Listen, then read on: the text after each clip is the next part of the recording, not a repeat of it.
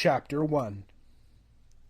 But King David grew old and advanced in years, and they covered him with clothing, but he felt no warmth. So his officers said to him, "Let us seek for your majesty a young maiden, and let her attend the king, and be a nurse and lie at your breast, and warm your majesty."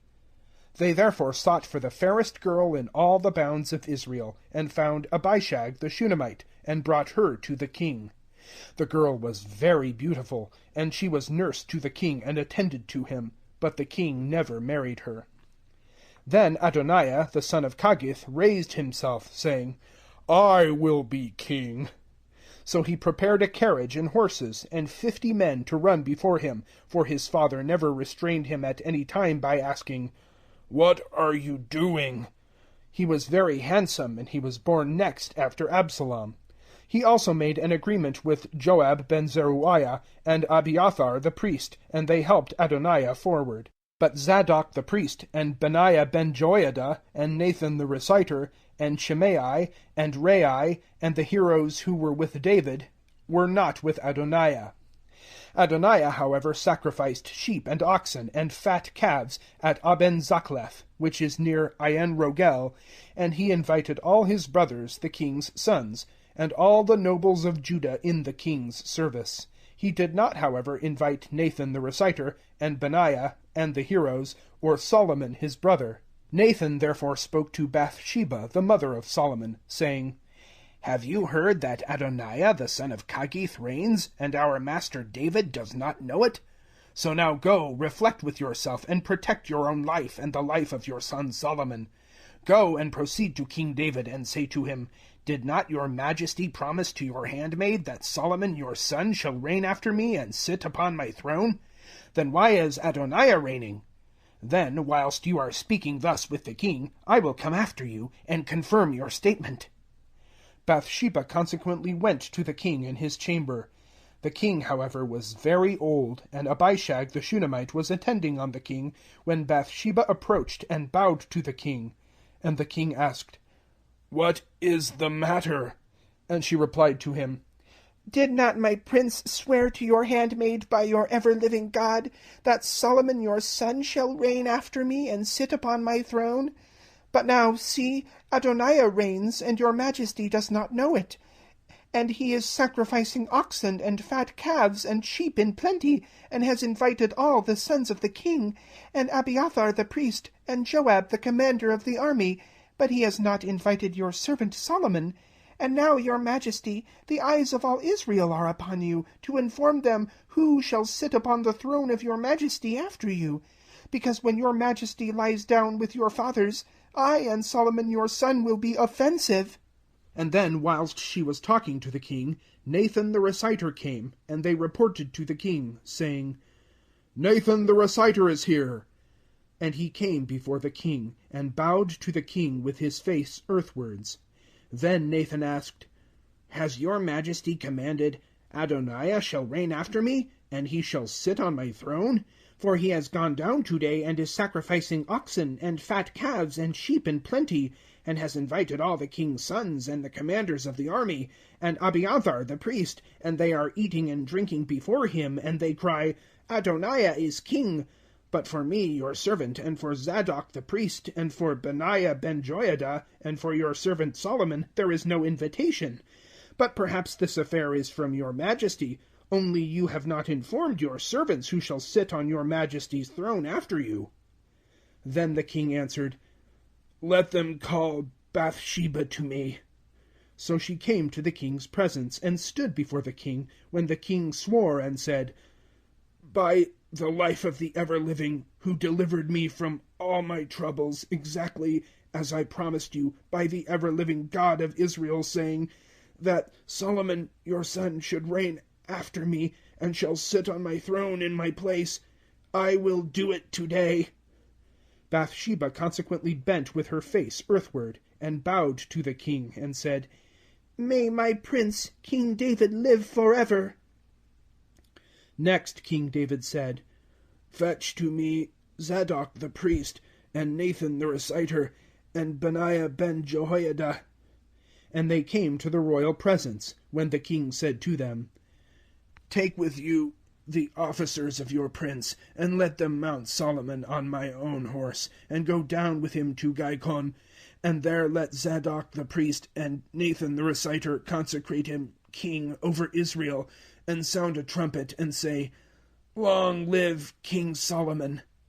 Then proceed with him, and bring him, and set him on my throne, and he shall be my deputy vice-king, and I will instruct him in his administration over Israel and Judah. Benaiah ben Jehoiada then answered the king and said, Certainly, for the ever-living God of your majesty says it. As the ever-living has been with your majesty, so may he be with Solomon, and extend his throne more than your majesty David's.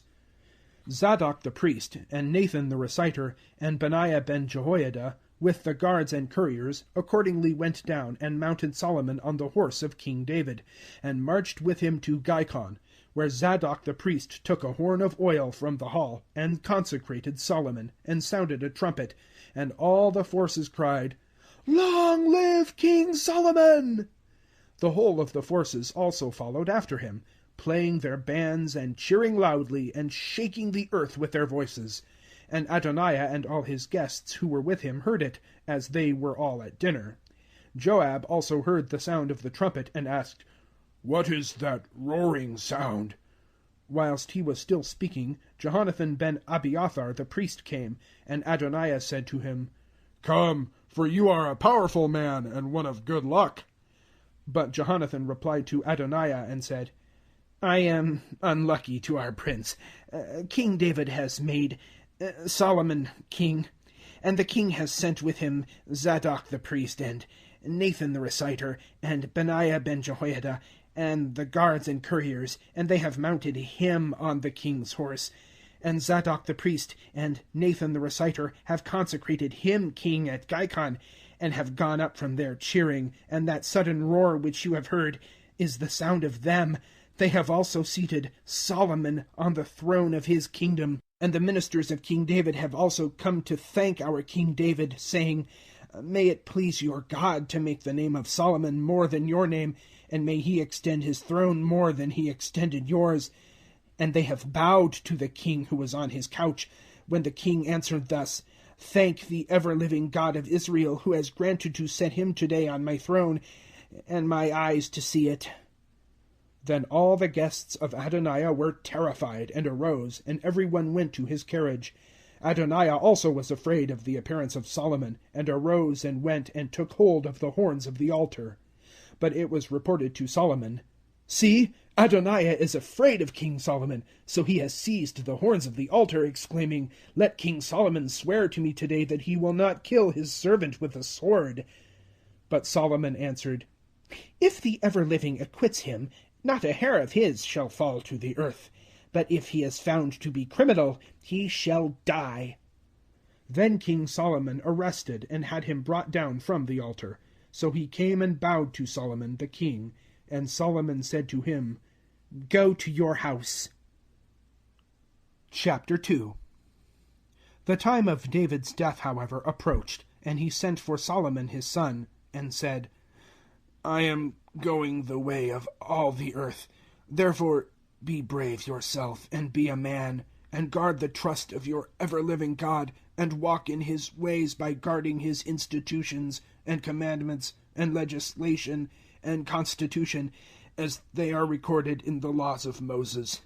For you should reflect upon all you do, and all you find there, so that the ever-living may establish the promise which he made to me, saying, If your children keep my path, and walk before me in truth with all their hearts and all their souls, there shall not be wanting a man from you upon the throne of Israel.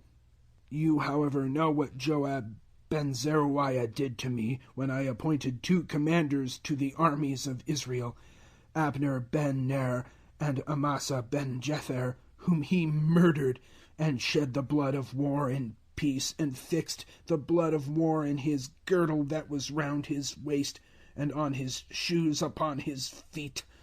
Therefore do to him as your skill dictates, and let not his gray hairs go down to the grave in peace.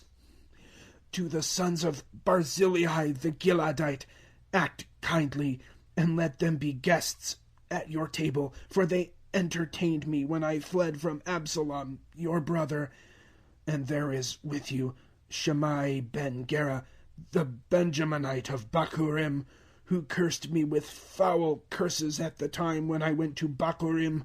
But as he came down to meet me at the Jordan, I promised him by the ever-living that I would not kill him by the sword.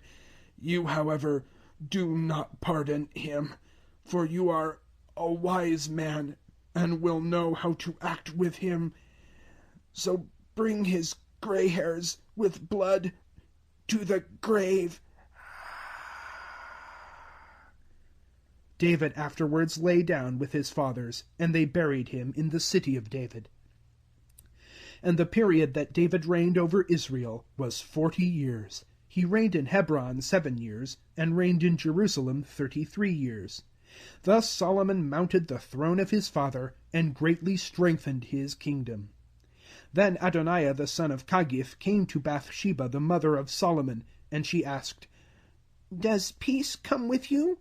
And he answered, "Peace," and continued, "May I speak to you?" When she answered, "Speak." And he said, "You know that the kingship was mine, and all Israel placed me before them as king. But you diverted the kingship and brought it to my brother, so that it was his from the ever-living. But, however, I will ask one request from you. Do not turn your face from me." So she replied, "Speak." When he said, "Speak for me now to Solomon the king, for he will not refuse you, and ask him to give me Abishag the Shunammite for a wife." And Bathsheba replied, "Well, I will speak for you to the king." So Bathsheba went to King Solomon to speak to him about Adoniah. And the king arose to meet her, and bowed to her, and then sat on his throne. And they placed a cushion for the mother of the king, and she sat at his right hand, and said, "I would ask one little request from you. Do not refuse it." Then she continued, "Will you give Abishag the Shunammite to Adoniah for a wife?" But King Solomon replied and said to his mother, "But why do you ask Abishag the Shunammite for Adoniah? Ask the kingship for him, for he is my elder brother, and for Abiathar the priest, and for Joab the son of Zeruiah." Then King Solomon swore by the ever-living, saying, "May God do so to me, and more than that, if Adoniah has not spoken this speech for his life. So now by the life of the ever-living who formed me, and placed me upon the throne of David my father, and who made a house for me, Adoniah shall die today." Then King Solomon sent by the hand of Benaiah ben Jehoiada, who struck him, and he died. And he ordered Abiathar the priest, "Go to Anathoth your estate, for you are a dead man. But I will not kill you today, because you served the altar of the high Lord before David my father, and because you suffered in all my father suffered." Solomon also expelled Abiathar from being priest to the ever-living, thus fulfilling the word of the ever-living which he spoke about the house of Eli at Shiloh. When the report of this came to Joab, for Joab had inclined after Adoniah, although he had not inclined after Absalom, he fled to the hall of the ever-living, and seized the horns of the altar. But it was reported to King Solomon that Joab had fled to the hall of the ever-living, and that he was at the side of the altar. So the king sent Benaiah ben Jehoiada, saying, "Go, execute him." Benaiah accordingly went to the hall of the ever-living, and said to him, "The king orders you to come." But he replied, "No, for I shall be killed." Benaiah consequently returned the king word, saying, "Joab says thus, and by it I am prevented." But the king replied to him, "Do as I have ordered, and execute him, and bury him, and take away the innocent blood Joab shed from off me, and from off my father's house. For the ever-living will return his blood on his head, who murdered the 2 good men who were better than himself, and murdered them with the sword. But my father David knew it not. Abner the son of Ner, the commander of the army of Israel, and Amasa ben Jether, commander of the army of Judah, and the blood of both of them is on the head of Joab, and the head of his race forever. But to David and his race, and house and throne, may there be peace forever from the ever-living." Benaiah ben Jehoiada consequently went and struck and killed and buried him at his home in the pastures. And the king appointed Benaiah ben Jehoiada to be over the army instead of him. The king also appointed Zadok as priest in place of Abiathar.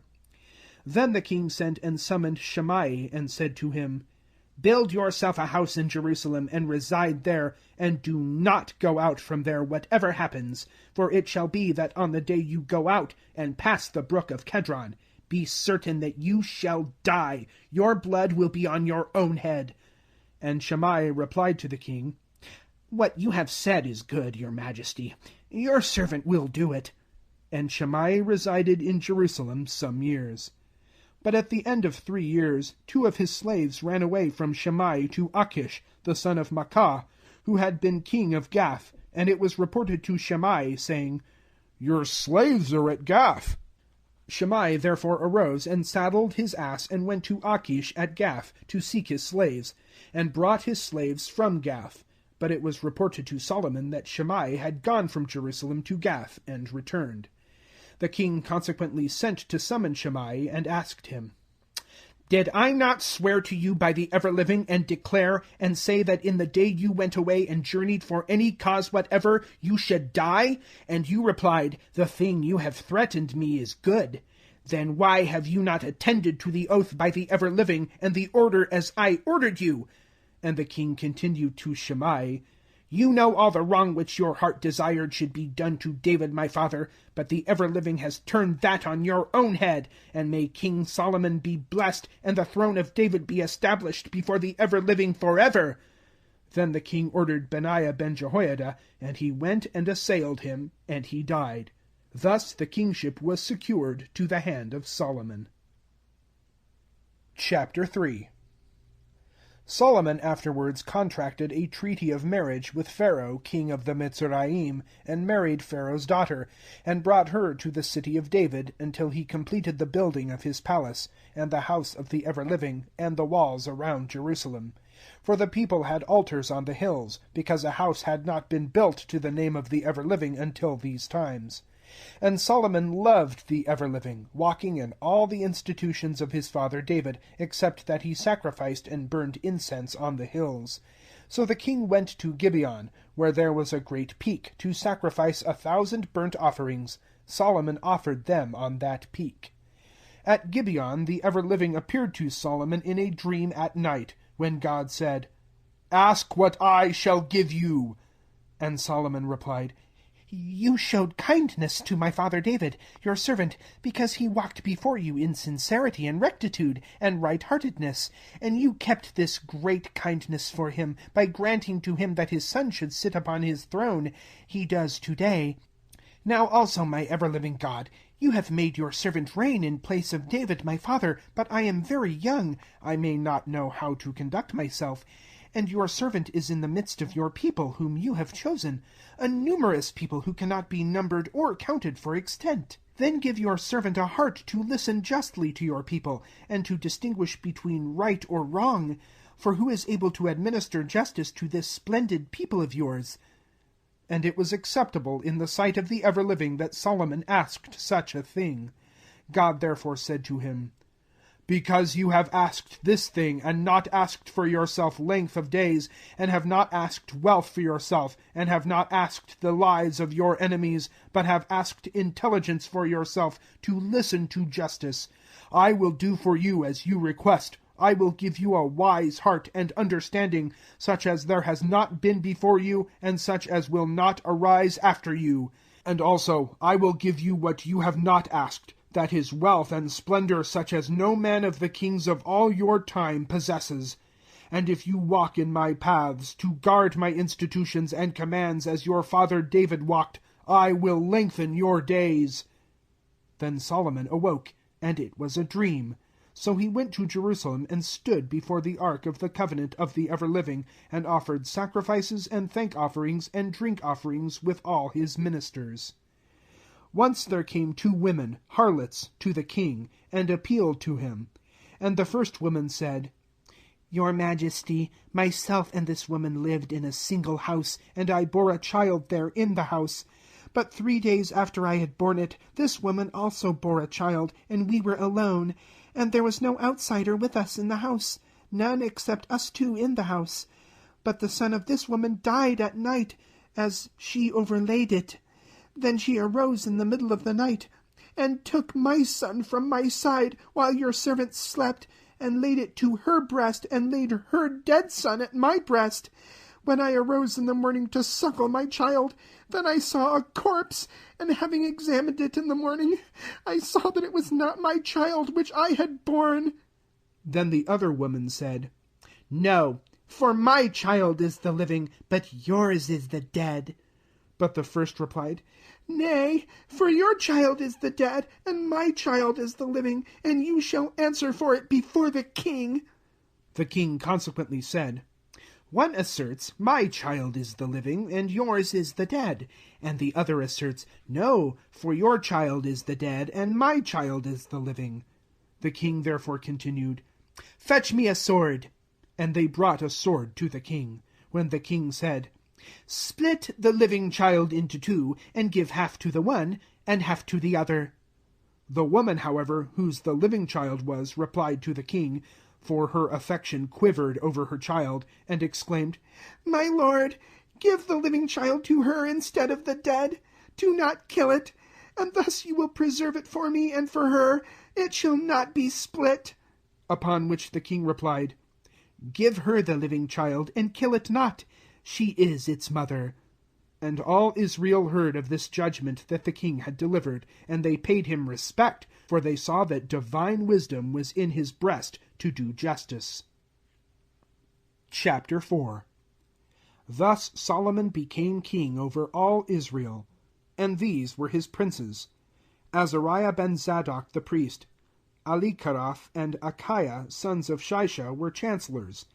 Jehoshaphat ben Achiud was the recorder, and Benaiah ben Jehoiada was over the army, and Zadok and Abiathar were priests, and Azariah ben Nathan was superintendent of the governors, and Zebud ben Nathan superintendent of the royal farms, and Achishur was superintendent of the palace, and Adoniram ben Abda superintendent of the taxes.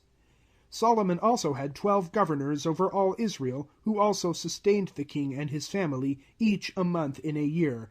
They were to equalize the expenses, and these were their names: Ben-Kor in Mount Ephraim, Ben-Dakar in Makaz and Shalbim, and Beth-Shemesh, and the oak wood of Beth-Canaan; Ben-Kesed in Arboth, with Soka, and all the district of Kaphir; Ben-Abinadab over all Naphoth Dor; Taphath, the daughter of Solomon, was his wife. To Anna ben Achilud were Thanach and Megiddo, and all Beth-Shan to Abel-Macholah, as far as the ford of Jechamam. Ben-Gabar was at Ramoth-Gilead. He had the villages of Ben-Manasseh, that are in Gilad, with the district of Argob, that lies in Bashan, 60 great walled cities with walls and brass gates. Achinadab ben Adda was at Machanim. Achimaths in Naphtali. He also married as his wife Basmath, the daughter of Solomon. Bana ben Koshai in Asher and Baloth. Joshaphat ben Paruah in Issachar. Shimei ben Allah in Benjamin. Gabar ben Arai in the land of Gilad, the district of Sihon, king of the Amorite, and Og, king of Bashan, which district was a single government. And Judah and Israel increased like the sand which is by the sea, with plenty to eat and drink and enjoy. Chapter 5. Solomon was also emperor of all the kingdoms from the river, to the country of the Philistine, and to the border of the Mitzrayim, and they lay under tribute and service to Solomon all the time of his life. And the provision for Solomon for a single day was 30 cors of fine flour, and 60 cors of meal, 10 fat bullocks, and 20 grazed bullocks, and 100 sheep, beside goats, and venison, and fat poultry. For he also ruled over all beyond the river, from Thifsah to Azah, in all the kingdoms beyond the river. And he kept peace for all his subjects around. And Judah and Israel lived in security, every one under his vine and under his fig tree, from Dan to Beersheba, all the period of Solomon. Solomon also had stalls for 40,000 horses for his chariots, and 12,000 cavalry, and the governors provided these for King Solomon. Besides which they provided King Solomon's table each in his month. Nothing was omitted. They brought barley and straw for the horses and hunters to the places where they were, every one as instructed. And God gave to Solomon very great wisdom and understanding, and wide intelligence like the sand on the seashore. For Solomon's scientific knowledge was more extensive than the science of all the Beni Kedem, and than all the science of the Mitzrayim. He knew more than all men of the orbits of the planets, of the origination of light, and fixed sustaining systems, and the results of the revolving spheres, and his fame was spread among all the nations around. He also wrote 3,000 proverbs, and his songs were 1,005.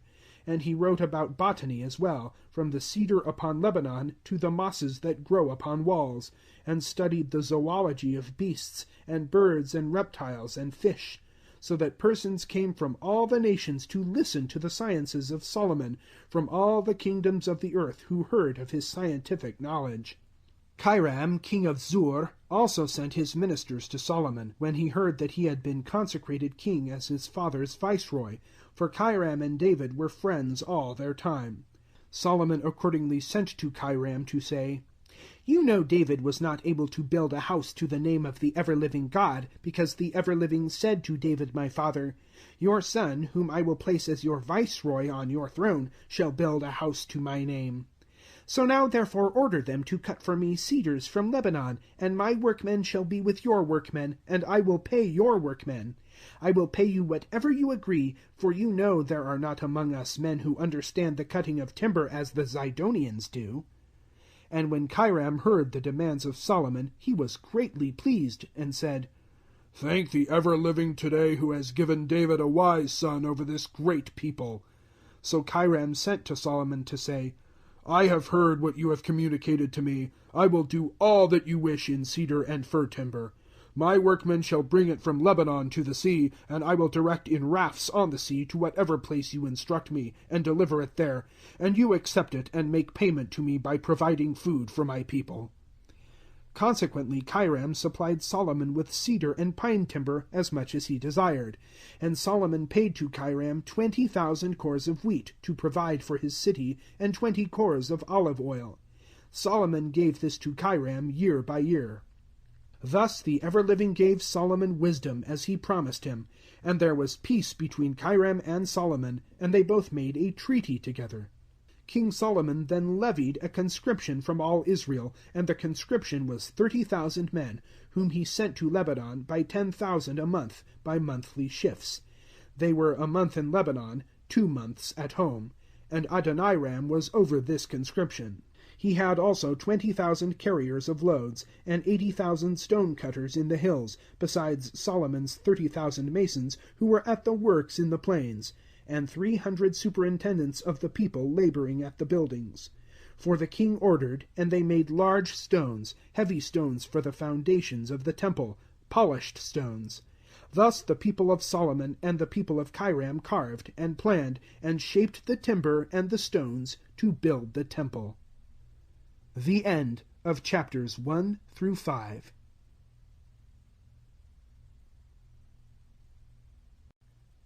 Chapter 6.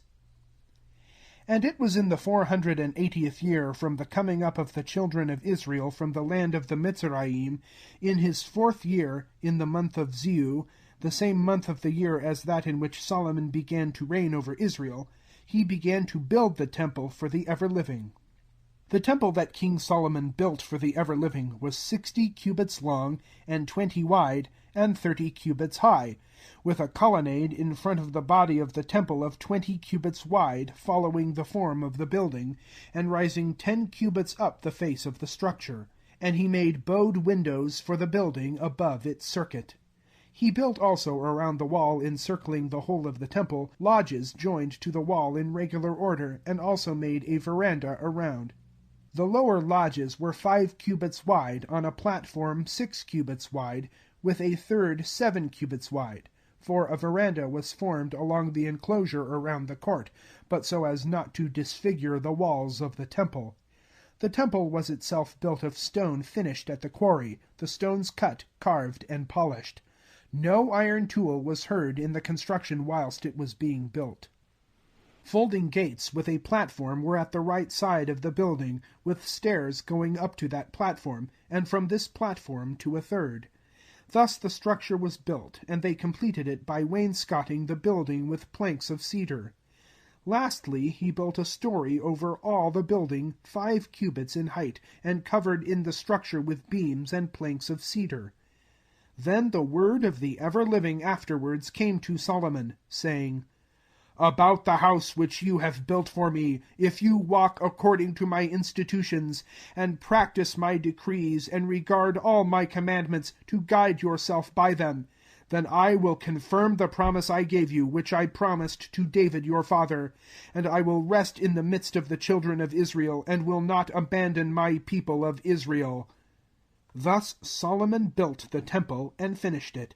He also built walls around the temple, with a sheltering veranda of cedar, while the ceiling of the house, as well as its walls, he panelled with that wood.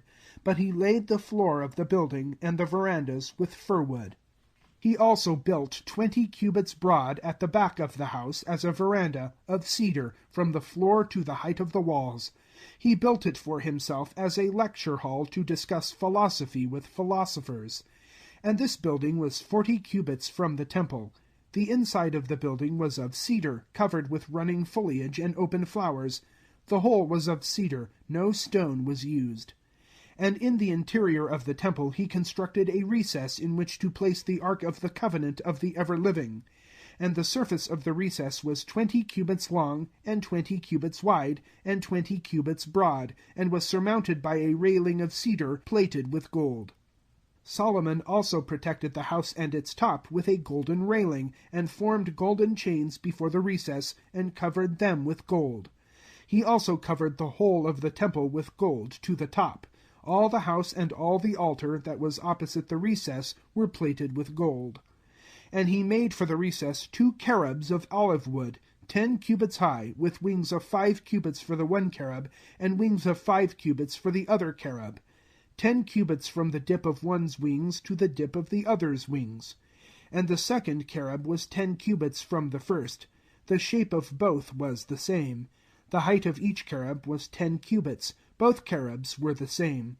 He placed the cherubs inside the building, and the cherubs' wings were extended. The wings of the one extended from the wall, and the wings of the other cherub extended from the other wall. So one's wings touched the other's wings at the middle of the hall, wing touching wing. The cherubs were also covered with gold. And all round the walls of the hall were carved sculptures, with statues of cherubs and palm trees and open flowers for windows and doors. The floor of the hall was also plated with gold, with the windows and doors. The door of the recess was made of 2 leaves of olive wood with 4 strong posts. The 2 leaves were of olive wood, with cherubs and palm trees and roses carved upon them, with gilding spread over the cherubs, and palm trees and roses. The door-posts of the temple were made of olive wood squared, with 2 leaves of pine wood. The leaves of the first were double, on 2 rollers, and the second door was double on 2 rollers, with carvings of cherubs and palm trees and roses and plates of gold, with skillful portraitures. He also built an outer court opposite the south triangle, with colonnades of cut stone and colonnades of carved cedar. He began the structure in his 4th year, in the month Ziu, and finished the house in his 11th year, in the month Bul, that is, the 8th month, with all its appliances and arrangements. Thus it was 7 years in building. Chapter 7. But Solomon was 13 years building his own palace, and completing all his palaces, and building the palace of the forest of Lebanon. It was 100 cubits long, and 50 cubits wide, and with towers of 30 cubits at the corners, with colonnades of cedar, and cedar beams upon the pillars, with a cedar ceiling over the verandas, which were supported upon 45 pillars, 15 in a row, with 3 rows of copings, and window above window for 3 stories. And all the doors and doorposts had squared copings, and in the front window above window for 3 stories. He also made a colonnade of 50 cubits long, and 30 cubits wide, with a hall before it, with columns and an awning before them. Beside the throne room, where he appointed a hall to deliver judgments, which was sealed with cedar, plank to plank. Beside this palace, where he resided, a court was behind the palatial hall where experiments were made. A house was also built for the daughter of Pharaoh, whom Solomon had married, similar to the hall of experiments. All these buildings were beautifully adorned, carved with sculptures, with passages on passages, with towers, and with walks. They were magnificent within and without, from foundation to the coping stones. Even the foundations were great cut stones, 10-cubit blocks and 8-cubit blocks. The pillars were also beautifully sculptured stones and cedar, and round the great court were 3 rows of sculptures and a row of carved cedar, like the court of the house of the ever-living, enclosing both the hall and the palace. For King Solomon had sent and fetched Hiram from Zur. He was the son of a widow woman of the tribe of Naphtali, but his father was a native of Zur, who was a fabricator in metals, and skillful in engineering, and in building, and the knowledge of all construction. He came to King Solomon and designed all his works. He also made the 2 pillars of brass, each of 18 cubits high, with a cord of 12 cubits surrounding the 2 columns, and the 2 crowns of cast bronze made to place on the tops of the columns, the height of the one crown being 5 cubits, and the height of the other crown 5 cubits, made like network. He made great woven chains for the crowns that were upon the heads of the columns, 7 for the first crown, and 7 for the other crown. Thus he made the columns with 2 stories of network, enclosing pomegranates, for the one, to cover the tiara which was on the top, and made the same for the tiara of the second.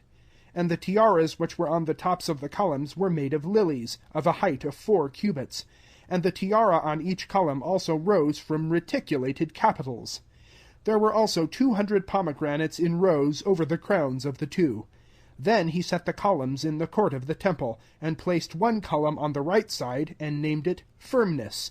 Next he raised the other column on the left hand, and named it Speed. Last, over the top of the columns, he placed the lilies, and completed his work on the columns. He also cast an artificial sea, 10 cubits from brim to brim, circular in form, and 5 cubits high, with a beading of 30 cubits circling round it, with mushrooms under the brim circling round it, 10 to the cubit around the lake, 10 mushrooms set in 2 rows, cast in the same casting. It was supported upon 12 bullocks, 3 facing to the north, and 3 facing to the west, and 3 facing to the south, and 3 facing to the east. And the tank was above them, and all their tails were inwards. The thickness of it was a span, and its tip like the form of a lily flower. It held 2,000 baths. He also made 10 pedestals of 4 cubits long, each pedestal, and 4 cubits wide, and 3 cubits high, and made these pediments with dovetails on them, and dovetailed them at the joinings. And on the dovetails that were between the joinings staples and bolts as fasteners, and over the joinings he placed projections, and below the staples and the bolts he made garlands hanging down. There were 4 wheels of bronze to each pediment, and axles of bronze, and 4 centered axle boxes to fit the axles into. He cast each with a wreath and an opening from the inner side of the naves which projected for a cubit, and he made the circumference of the mouth a cubit and a half, and also coverings over the mouth with square indents, not round ones. And the 4 wheels were beneath the indents, with clutches on the wheels with cogs, and the lever for each wheel was a cubit and a half long. And he made the wheels in the form of a chariot wheel, with spokes, and bosses, and poles, and naves, the whole cast, with 4 jambs on the 4 shoulders of the bearings, one from each base of a shoulder. And at the top of the bearing a round ring half a cubit high, and above the bearing levers and cogwheels with countercogs, the levers projecting from lockholes, and above as a finish, carobs, and lions, and palms, and surrounding wreaths. Thus he made the bases of the same form and shape, and the wheels of one form. He also made 10 lavers of brass, of 40 baths capacity each laver. Each laver was 4 cubits. Each laver was upon a single base of the 10 bases. The bases were placed 5 on the right side of the house, and 5 on its left. But the tank-sea was placed at the right side of the house towards the east, fronting south. Hiram also made the sprinklers and the shovels and the basins. Hiram thus completed all the furniture which King Solomon provided for the house of the ever-living. The 2 columns and the wreathed crowns on the tops of the columns, and the 2 networks to cover the 2 wreaths of the crowns which were on the tops of the columns, with the 400 pomegranates for the 2 networks, 2 rows of pomegranates for each net, to cover the 2 wreaths of the crowns which were on the tops of the columns, and the 10 bases and the 10 lavers upon the bases, and the 1 tank and the 12 bullocks under the tank, and the boilers and the forks and the basins. The whole of the instruments of the hall that Hiram made for King Solomon for the house of the ever-living were of polished brass, and cast in the neighborhood of the Jordan for the king, in the clay land between Succoth and Sarthon. Solomon also made a very large amount of furniture, not calculating the value of the weight of the brass. Solomon, besides, made all the instruments of the house of the ever-living, the altar of gold, and the table of gold upon which was the showbread. And the 5 lamps on the right and the 5 on the left hand opposite the recess were pure gold, with their plates and reflectors and snuffers of pure gold. And the fans and psalteries and pans, and the spoons and tongs of refined gold. And the hinges of the doors of the house, over the entrance of the Holy of Holies, with the doors of the house of the temple, of gold. Thus was completed all the furniture that King Solomon made for the house of the ever-living. And Solomon brought the consecrated silver and gold of his father David, and the furniture he gave, to the house of the ever-living. Chapter 8. Solomon then assembled the judges of Israel, and all the heads of the tribes, with the chiefs of the families of the children of Israel, to meet King Solomon in Jerusalem, to carry up the ark of the covenant of the ever-living from the city of David, that is, Mount Zion. When King Solomon addressed all the chiefs of Israel in the month of Athanim, at the festival of the 7th month. All the judges of Israel consequently came, and the priests took up the ark, and carried the ark of the ever-living to the hall of assembly, with all the sacred furniture that was for the hall, going up with the priests and Levites, and King Solomon, and all the assembled parliament of Israel with them, before the ark, sacrificing sheep and oxen without number, for they did not count how many. Then the priests brought the ark of the covenant of the ever-living to its place in the recess of the house, to the Holy of Holies, under the canopy of the cherubim. For the cherubs spread their wings over the surface of the ark, and the cherubs covered the ark above. But they drew the staves out, so that they could see the heads of the staves in the sanctuary from the commandery recess, but could not see them from the court. And they are there until today. There was nothing in the ark except the 2 tables of stone that Moses placed there in Horeb, when the ever-living contracted with the children of Israel, when he brought them up from the land of the Egyptians. When the priest came out from the sanctuary, a cloud filled the house of the ever-living, so that the priests were not able to stand to serve because of the cloud. For the splendor of the ever-living filled the house of the ever-living. Then Solomon exclaimed, "The Lord said he would dwell in darkness. Building, I have built you a house, founded a rest for you forever." Then the king turned his face and blessed all the assembly of Israel, whilst all the assembly of Israel stood up. And he said, "Bless the living God of Israel, who spoke directly with my father David, and by his hand accomplishes his word. From when I brought my people Israel out of Egypt, I chose in Israel's tribes no city, to build a house to fix my name, till for my people Israel I chose David. So it was in my father David's heart to build the name of Israel's living God a house. But the Lord inquired of my father David, 'Longs your heart to build my name a home? It was not good that came into your mind. Begone, you shall not build that house. But your son, who from your loins springs, shall build my name that home.' And the Lord his word has done. For I after my father rise and sit on Israel's throne, as the Lord from himself declared, and have built this house to the name of Israel's still living God, and placed there a home for the ark, where the life's treaty is kept, that he himself made with our fathers, whom he brought from the land of Mitzrayim." Solomon then stood before the altar of the ever-living opposite all the assembly of Israel, and spread his hands to the heavens, and said, Living God of Israel, there is no God like you in heaven above or upon earth beneath, keeping covenant and promise to your servants who walk before you with all their heart. Who kept your promise to David my father, as you promised to him, for today you fulfill your promise by your mouth and by your hand. So now, ever-living God of Israel, keep to your servant my father David what you promised to him, saying, There shall not be wanting to you a man before me to sit upon the throne of Israel, if only your sons regard my path to walk before me, as you have walked before me. And now, God of Israel, establish, I pray, the promise you promised to your servant David my father. But will God really dwell upon the earth, while the heaven and the heaven of heavens are not able to contain him? Then how can this house which I have built?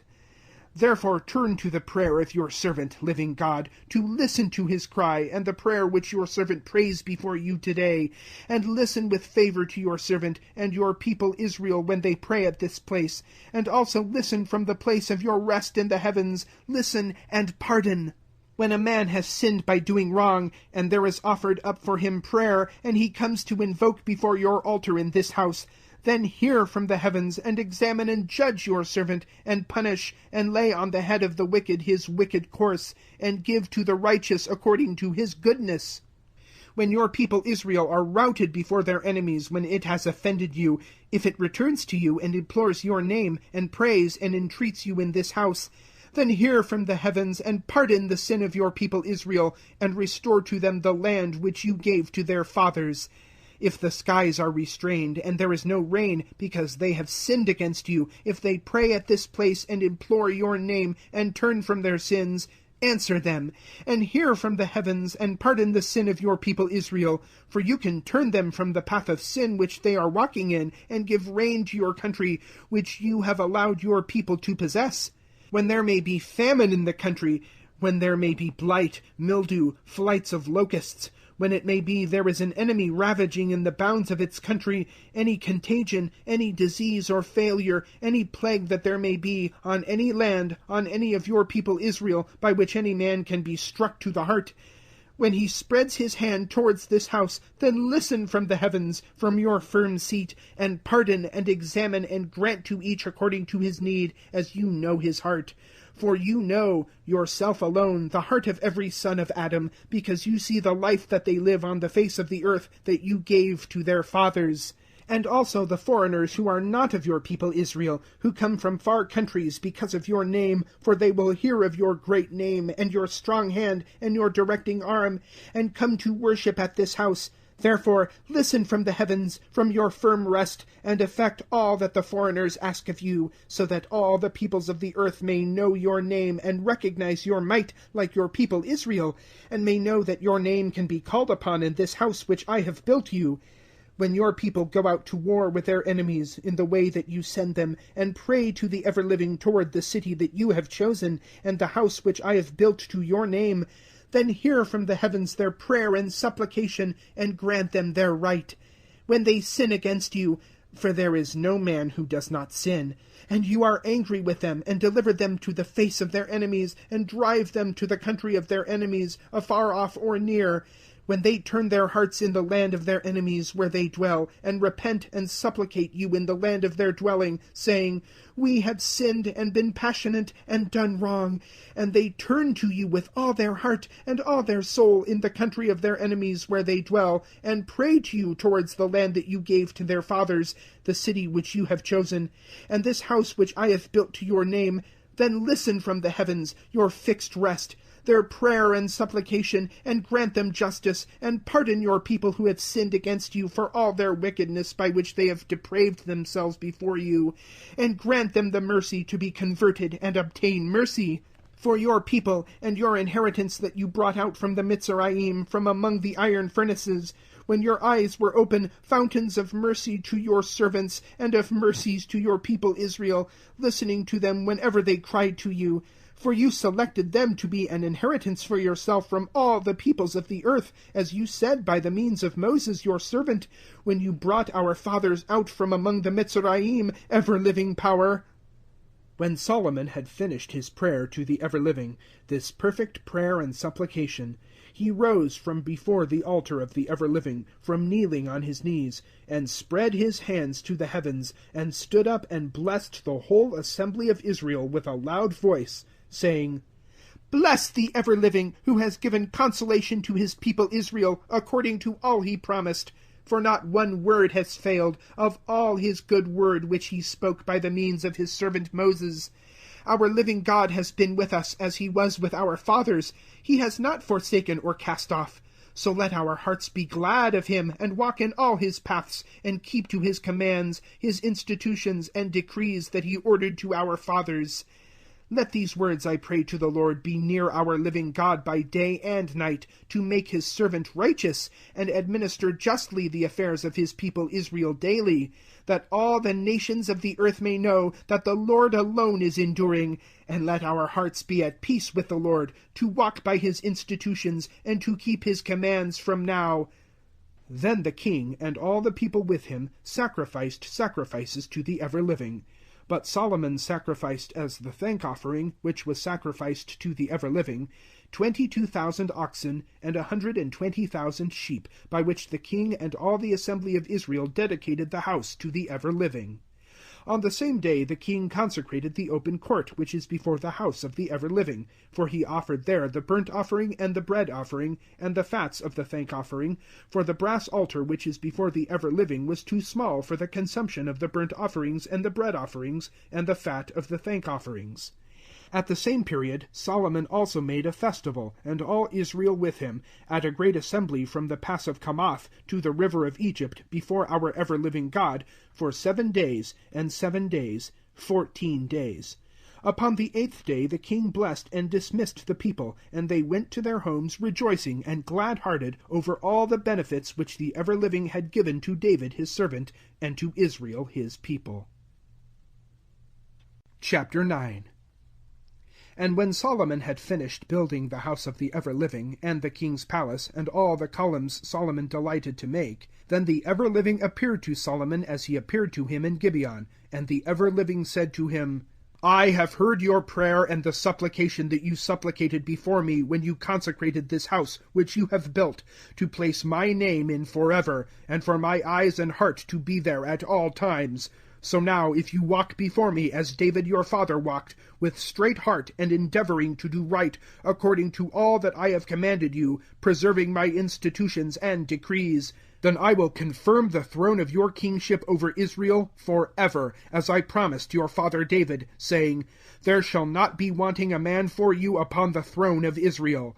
But if you or your children turn from following me, and do not keep my commandments and my institutions, which I placed before them, but go and serve other gods and worship them, I will cut Israel from off the face of the ground which I gave to them, and the house which you have consecrated for my name, and I will send them from my presence, and Israel shall become a proverb and a scorn to all nations, and this house that is high above all beside it shall be thrown down and broken. And when men ask, Why has the ever-living done so to this country and this house? They will reply, Because they forsook their ever-living God, who brought their fathers out from the land of the Mizraim, and have addicted themselves to other gods, and worshipped them, and have served them. Therefore the ever-living brought upon them all this suffering. After about 20 years, during which Solomon had built the 2 houses, the house of the ever-living and the house of the king, Hiram, the king of Zur, having supplied Solomon with cedar wood and pine wood and gold and all that he wished, King Solomon sold to Hiram 12 towns in Galilee, and Hiram came from Zur to see the towns that Solomon had sold to him. But they did not please him. So he exclaimed, What towns these are that my brother has sold to me? So they are called the land of Kabul to this day. But Hiram paid to the king 120 talents of gold, for that was the amount of the tax which he contributed to King Solomon towards building the house of the ever-living, and his own palace, and the fortress and wall of Jerusalem, and the court and barracks, and Gazar. For Pharaoh king of the Mizraim had come up and captured Gazar, and burnt it with fire, and slaughtered the Canaanites who occupied the town, and gave it as a present to his daughter, Solomon's wife. But Solomon rebuilt Gazar, and Beth-Choron the lower, and Baalath, and Tadmor in the midland desert, and all the cities for the collection of taxes that Solomon had, and the chariot barracks, and the cavalry barracks, and the columns of Solomon, which columns he built in Jerusalem, and in Lebanon, and in every country where he governed. Solomon placed a tax, which continues to this day, upon all the people who remained of the Amorites, and the Hittites, and the Perizzites, the Hivites, and the Jebusites, the descendants of whom remained in the country, whom the children of Israel were not able to destroy. But upon the children of Israel Solomon did not lay it, for they were soldiers, and his ministers, and his generals, and colonels, and commanders of the chariots, and his cavalry. These were the commanders of the engineers, who were over the works of Solomon. 55 superintendents of the people who did the works, which were the palace for Pharaoh's daughter at the top of the city of David, which palace he built for her when he had built the fortress. Solomon also offered 3 times a year burnt offerings and thank offerings upon the altar that he built to the ever-living, and perfumes with them before the ever-living, after he had finished the house. King Solomon also built ships at Zion-Gabar, which is at Iloth on the Red Sea, in the country of Edom. And Hiram sent his officers, men skillful in navigation, to sea with the officers of Solomon, who went to Alpher, and collected from there 420 talents of gold, and brought it to King Solomon. The end of chapters 6 through 9.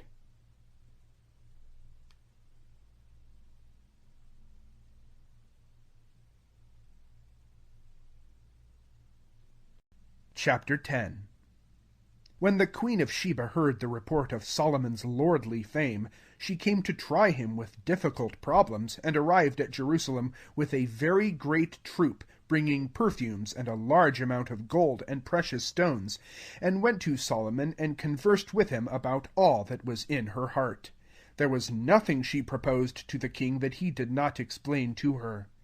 When the queen of Sheba perceived all the sciences of Solomon, and the house which he had built, and his dining room, and the residences of his ministers, and the attendants serving him, and their uniforms, and the cupbearers, and the offerings which he offered in the house of the ever-living, there was no more spirit left in her, but she exclaimed to the king, "It was a truth that I heard in my country about your affairs and about your wisdom.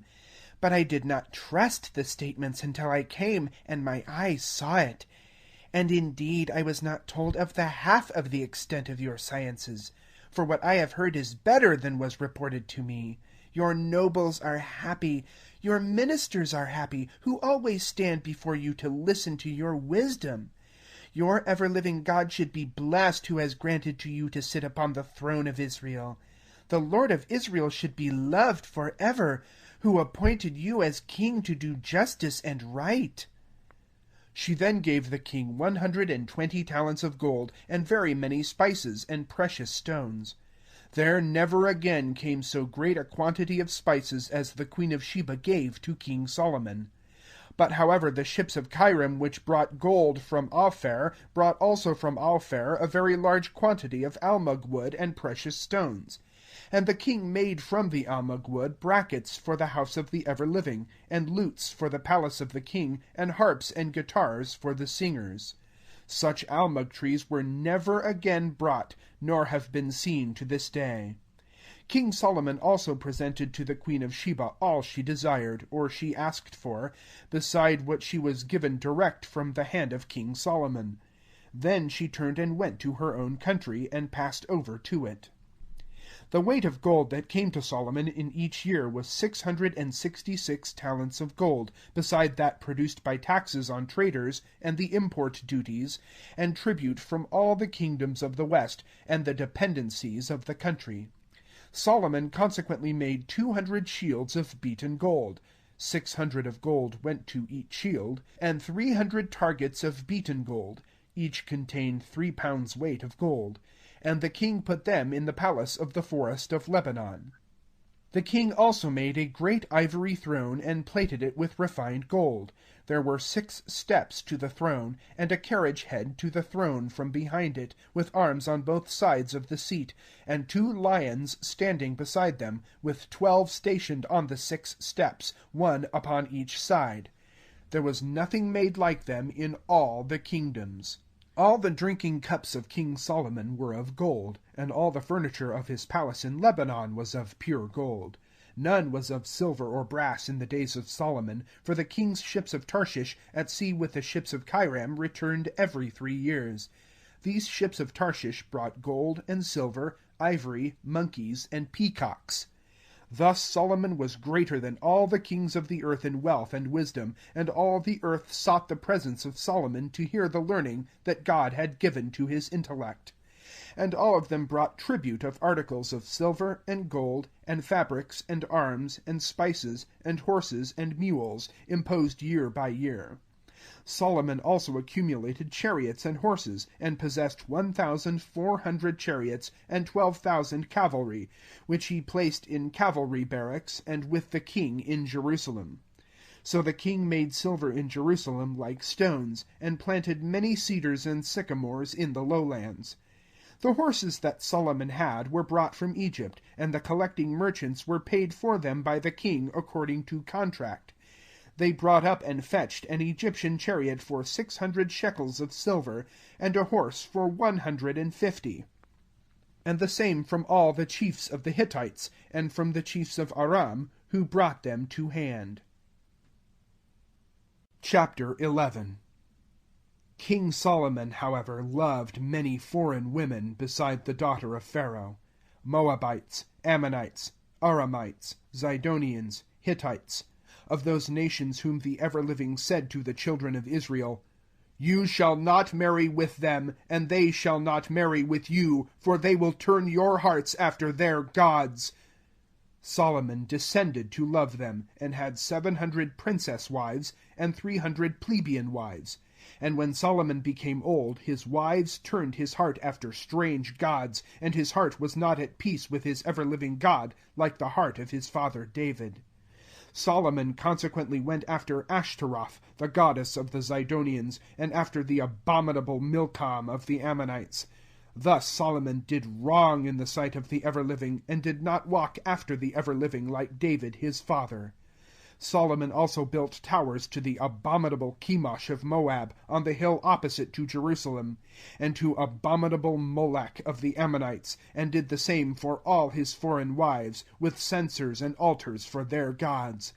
Therefore the ever-living was displeased with Solomon, for his heart declined from the ever-living God of Israel, who had appeared to him often, and had instructed him upon this matter, never to follow after other gods. But he regarded not what the ever-living had commanded him. The ever-living consequently demanded of Solomon, "Say, what has been done to you, that you have not regarded my covenant and my institutions as I commanded you? I will tear away the kingship from you, and give it to your servant.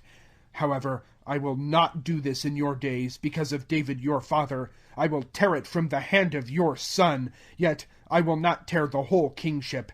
I will give one tribe to your son, for the sake of David my servant, and for the sake of Jerusalem which I have chosen." The ever-living, however, raised up an enemy to Solomon, Hadad the Edomite, who was of the royal race of Edom. And when David invaded Edom at Aloth, Joab, the commander of the army, buried the slain, and executed all the males of the king of Edom. For Joab occupied 6 months there with the force of Israel, until they destroyed all the male life of the king of Edom. But Hadad escaped with some Edomite nobles, officers of his father, and went to the Mitzrayim. But Hadad was a little child. And they went up from Midian, and came to Paran, and collected men to themselves from Paran, and went to Mitzar, to Pharaoh, king of the Mitzrayim, who gave him a house and maintenance, and said to him, "The land is open to you." Hadad also found great favor in the sight of Pharaoh, and he gave him as a wife the sister of his own wife, the sister of Thachphenes of Gabira.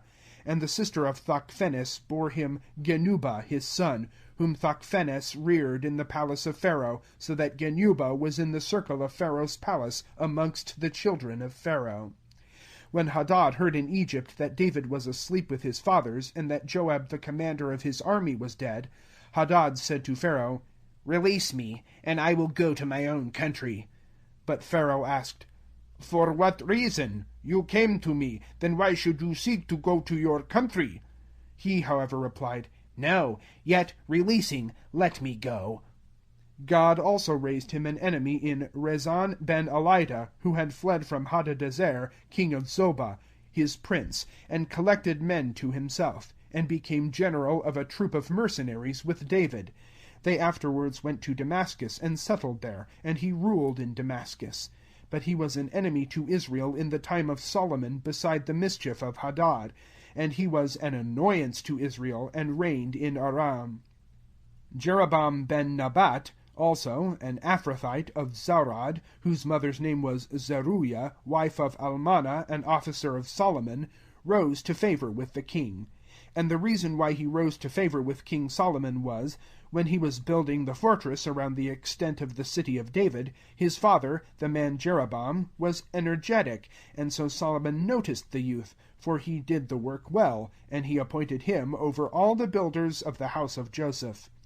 But on one occasion, when Jeroboam was going out of Jerusalem, Achiah the reciter, the Shilonite, met him in the road, when he was clothed in a new robe, and both were alone in the open country, where Achiah seized the new robe which was upon him, and tore it into 12 pieces, and exclaimed to Jeroboam, "You take 10 pieces, for thus says the ever-living God of Israel, I will tear the kingship from the hand of Solomon, and I will give to you 10 of the tribes.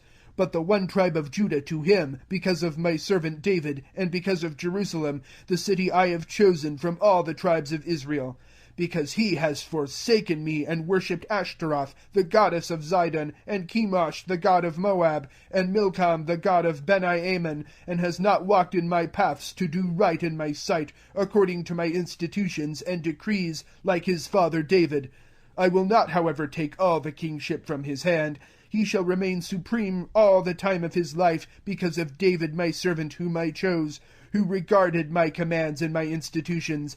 Yet I shall take the kingship from the hand of his son, and give you the 10 tribes. But to his son I shall give 1 tribe, so that there may be a light to David my servant in all times before me in Jerusalem, the city which I have chosen to myself, to fix my name there. Thus I will take you, and you shall reign in all that your soul desires, and you shall be king over Israel.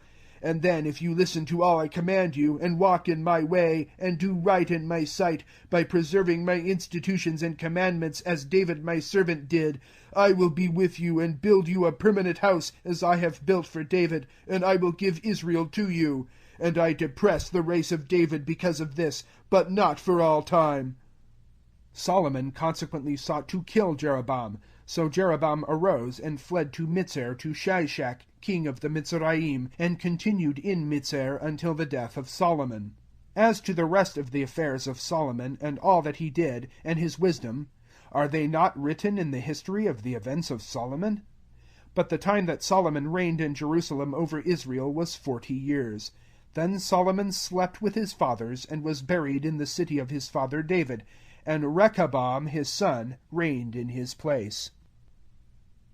Chapter 12. But Rehoboam went to Shechem, for the parliament of Israel came to elect him king. But Jeroboam ben Nebat heard of it while still in Mizar, where he had fled from before King Solomon, for Jeroboam had settled in Mizar. So they sent an invitation to Jeroboam from all the parliament of Israel. They then addressed Rehoboam, saying, "Your father was heavy upon us, but you can now lighten the load of your father from your subjects, and lift off from us the load that he laid upon us, and we will be your subjects." But he replied to them, "Go away for 3 days, then return to me." So the people went. King Rehoboam then consulted the advisers who had stood in the presence of his father Solomon during his life, asking, "What answer do you advise me to return to these people?" And they replied to him, saying, "If you will be a subject of these people today, and answer and speak fair words to them, then they will be your subjects at all times." However, he rejected the advice of the old men which they had advised, and consulted the lads who had grown up with him, who stood before him, and asked them, "What answer do you advise that I shall return to these people who have addressed me, saying, 'Lift from off us what your father laid on'?" And the lads who had grown up with him advised him, saying, Reply thus to those people who addressed you, saying, Your father loaded us, but you take it off. Say this to them, My little finger is thicker than my father's loins. So I will put a heavy yoke on you, for I will add to the yoke of my father. He flogged you with whips, but I will flog you with scorpions. But Jeroboam himself came, and all the parliament with Jeroboam on the 3rd day, as the king had appointed, when he said, Return to me on the 3rd day. And the king answered the people harshly, and refused the counsels of the old men which they advised, but addressed them as the lads advised him, and said, My father put a load on you, but I will add another to it. My father flogged you with whips, but I will flog you with scorpions. Thus the king did not listen to the people, for the ever-living caused the people to revolt for the purpose of establishing the word that the ever-living spoke by the means of Achiah the Shilonite to Jeroboam ben Nebat. Then all Israel saw that the king would not listen to them. Consequently the people returned the king word to say, What is our share in David? For we have no inheritance from the son of Jessai. To your tents, Israel. Now look to your own house, David. And Israel went to its tents. Some Israelites, however, continued to reside in Judah, and Rehoboam reigned over them. King Rehoboam, however, sent Adoram, who was over the conscription. But the parliament of Israel rose against him, and stoned him to death. So King Rehoboam made haste to mount his carriage, and to fly to Jerusalem. Thus Israel revolted from the house of David until this day. For when all Israel heard that Jeroboam had returned, they sent and invited him to the parliament, and they elected him king over all Israel. There were none left afterwards to the house of David except the tribe of Judah alone. When Rehoboam arrived at Jerusalem, he convoked the forces of the house of Judah and the tribe of Benjamin, 180,000 soldiers, trained for war, to fight with the house of Israel, to regain the kingship to Rehoboam the son of Solomon. But the word of God came to Shemaiah, a man of God, to say, Speak to Rehoboam ben Solomon, king of Judah, and to all the house of Judah and Benjamin, and the rest of the people, saying, Thus says the Lord, You shall not go up, and shall not war against your brothers, the children of Israel. Let each return to his home, for this event has come from me. And they listened to the word of the ever-living, and turned back from the march, as the ever-living commanded. Rehoboam consequently built Shechem in Mount Ephraim, and resided there, and advanced from there, and built Phanuel. Then Jeroboam reflected, Now the kingship will return to the house of David, if these people go up to offer sacrifices in the house of the ever-living at Jerusalem. For the heart of these people will turn to their prince, to Rehoboam king of Judah. So the king consulted, and made 2 golden calves, and said to them, It is too much for you to go up to Jerusalem. These are your gods, Israel, who brought you up out of the land of the Mitzrayim.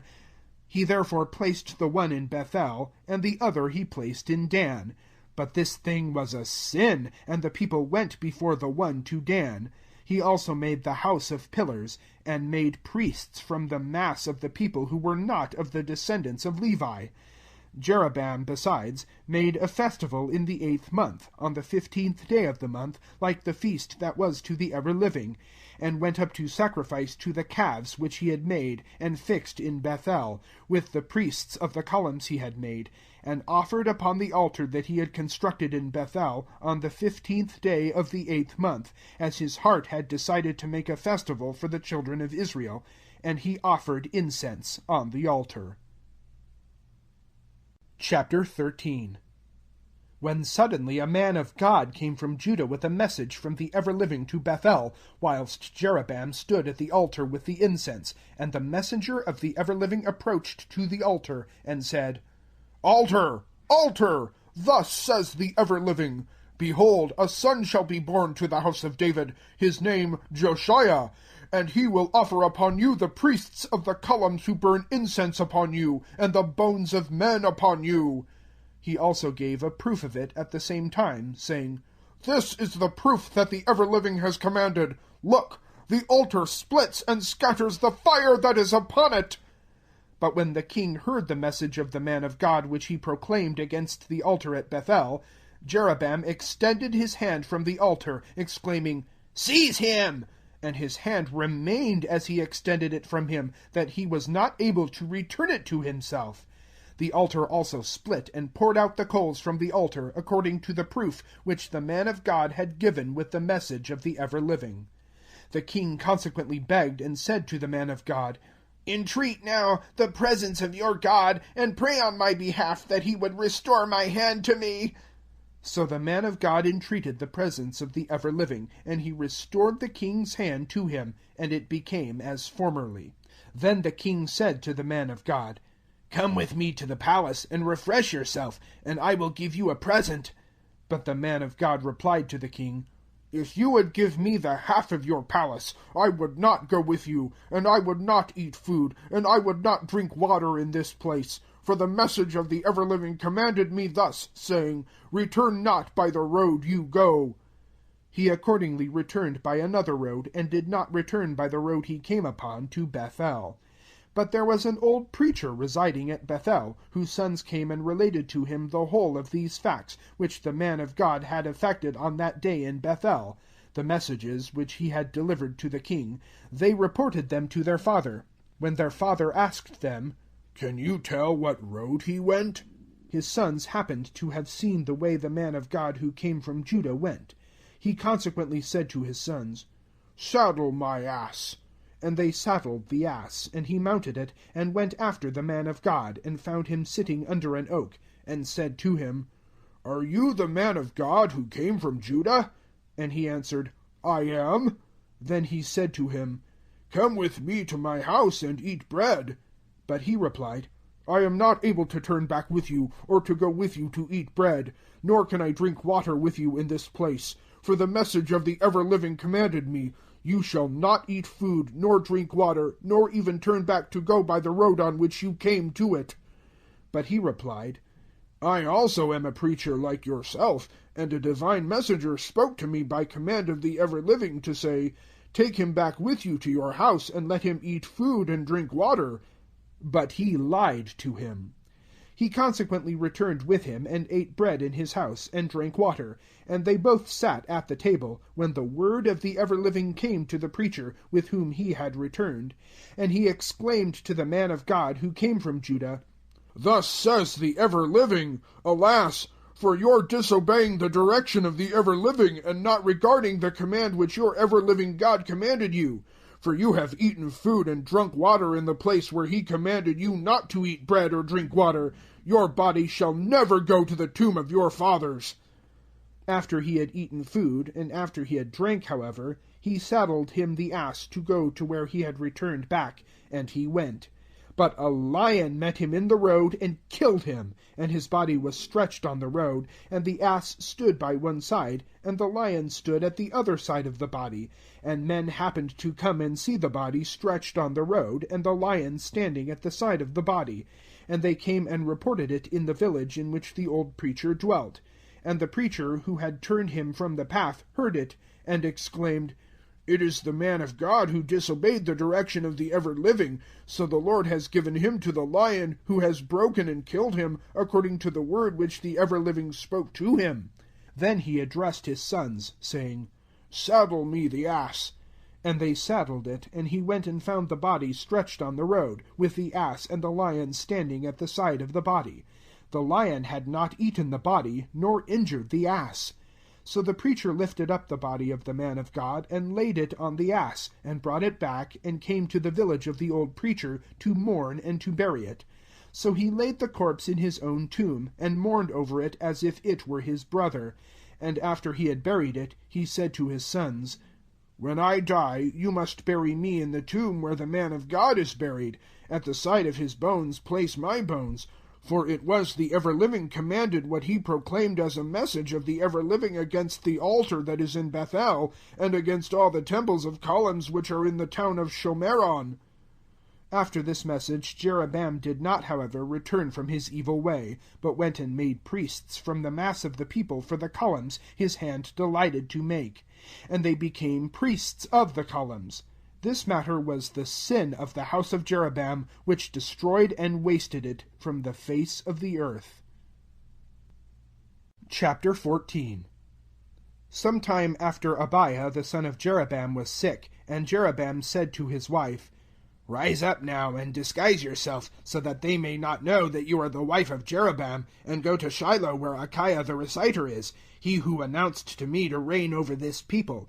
And take with you 10 loaves of bread, and plum cakes, and a jar of honey, and go to him. He will inform you what will happen to the lad." Jeroboam's wife accordingly did so, and rose and went to Shiloh, and came to the house of Achiah. Now Achiah could not see, for his eyes were closed by age.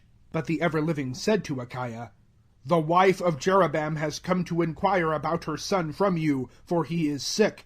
Answer her so and so, for when she arrives she will be like a stranger." So when Achiah heard the sound of her steps coming to the door, he said, "Come in, wife of Jeroboam. Why make yourself thus like a stranger? However, I will explain your difficulty.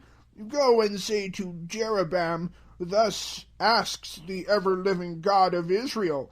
Answer him, when I raised you from among the people, and appointed you a leader over my people Israel, and tore the kingdom from the house of David, and gave it to you, when you were nothing except an officer of David, who kept my commands, who walked after me with all his heart, doing what was right in my sight, whilst you have done wrong in everything which has come before you, and you have gone and made for yourself other gods and metal images to insult me, but have cast me behind your back.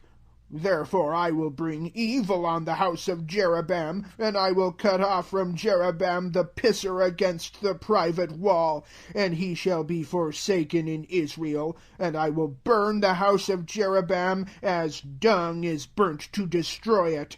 The dogs shall eat the dead of Jeroboam in the city, and the birds of the sky shall eat them in the fields, for the ever-living has said it. But you, arise, go to your home, while your feet go to the city. The lad shall die, but all Israel shall mourn for him and bury him. He alone of Jeroboam shall come to the tomb, because there was found in him something good by the ever-living God of Israel among those of the house of Jeroboam. And the ever-living will raise up for himself a king over Israel, who will destroy the house of Jeroboam from this day. But what? Even now, yes, the ever-living strikes Israel as a reed is shaken by the waters, and will pull Israel up from this beautiful country which he gave to their fathers, and scattered them beyond the river, because they have made shrines to insult the ever-living. And he will make fugitives of Israel for the sin of Jeroboam that he sinned, and which he induced all Israel to sin." Then the wife of Jeroboam arose and departed, and came to Thirtzath. But when she came to the threshold of the house, the youth died, and they buried him, and all Israel mourned for him, as the ever-living commanded, when he spoke by the means of Achiah the reciter, his servant. The rest of the doings of Jeroboam, how he warred and how he reigned, they are written in the records of the events of the times of the kings of Israel. But the period that Jeroboam reigned was 22 years, when he slept with his fathers, and Nadab his son succeeded him. Rehoboam the son of Solomon, however, reigned in Judah. Rehoboam was 41 years of age when elected king, and he reigned 17 years in Jerusalem, the city that the ever-living has chosen from all the tribes of Israel to place his name in. And his mother's name was Naamah, an Ammonitess. But Judah did wrong in the sight of the ever-living, and offended him more than all their ancestors with the sins that they sinned. For they also built for themselves columns, and pillars, and shrines on every high hill, and under every leafy tree. And there were Sodomites in the country, and they practiced all the abominations of the heathen whom the ever-living had driven out before the children of Israel. Consequently, in the 15th year of the reign of Rehoboam, Shishak, king of the Mizraim, advanced against Jerusalem, and took the treasures of the house of the ever-living, and the treasures of the king's palace, all that was seizable, with all the golden shields that Solomon had made. But King Rehoboam made shields of brass in their place, and put them into the hands of the generals of the infantry who kept guard at the door of the palace. When the king came to the house of the ever-living, the infantry bore them, and afterwards bore them to the arsenal of the infantry. As to the other affairs of Rehoboam, and all he did, they are recorded in the record of events in the days of the kings of Judah, for there was war between Rehoboam and Jeroboam all their time. At last Rehoboam slept with his fathers, and was buried with his fathers in the city of David. His mother's name was Naamah, an Ammonitess, and King Abiam his son reigned after him. The end of chapters 10 through 14.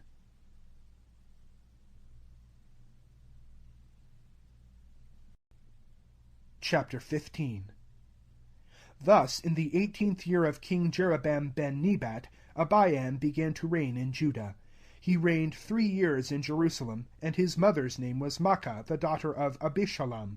And he went into all the sins that his father did before him, and his heart was not at peace with his ever-living God like his ancestor David.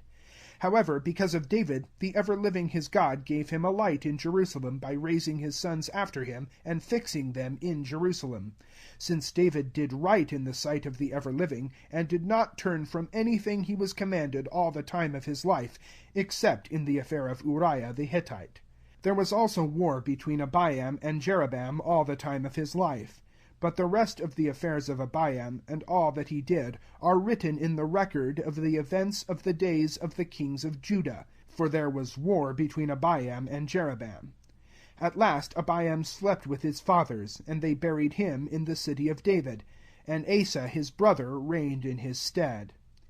In the 22nd year of Jeroboam king of Israel, Asa began to reign over Judah, and he reigned 41 years in Jerusalem, and his mother's name was Maachah, the daughter of Abishalom.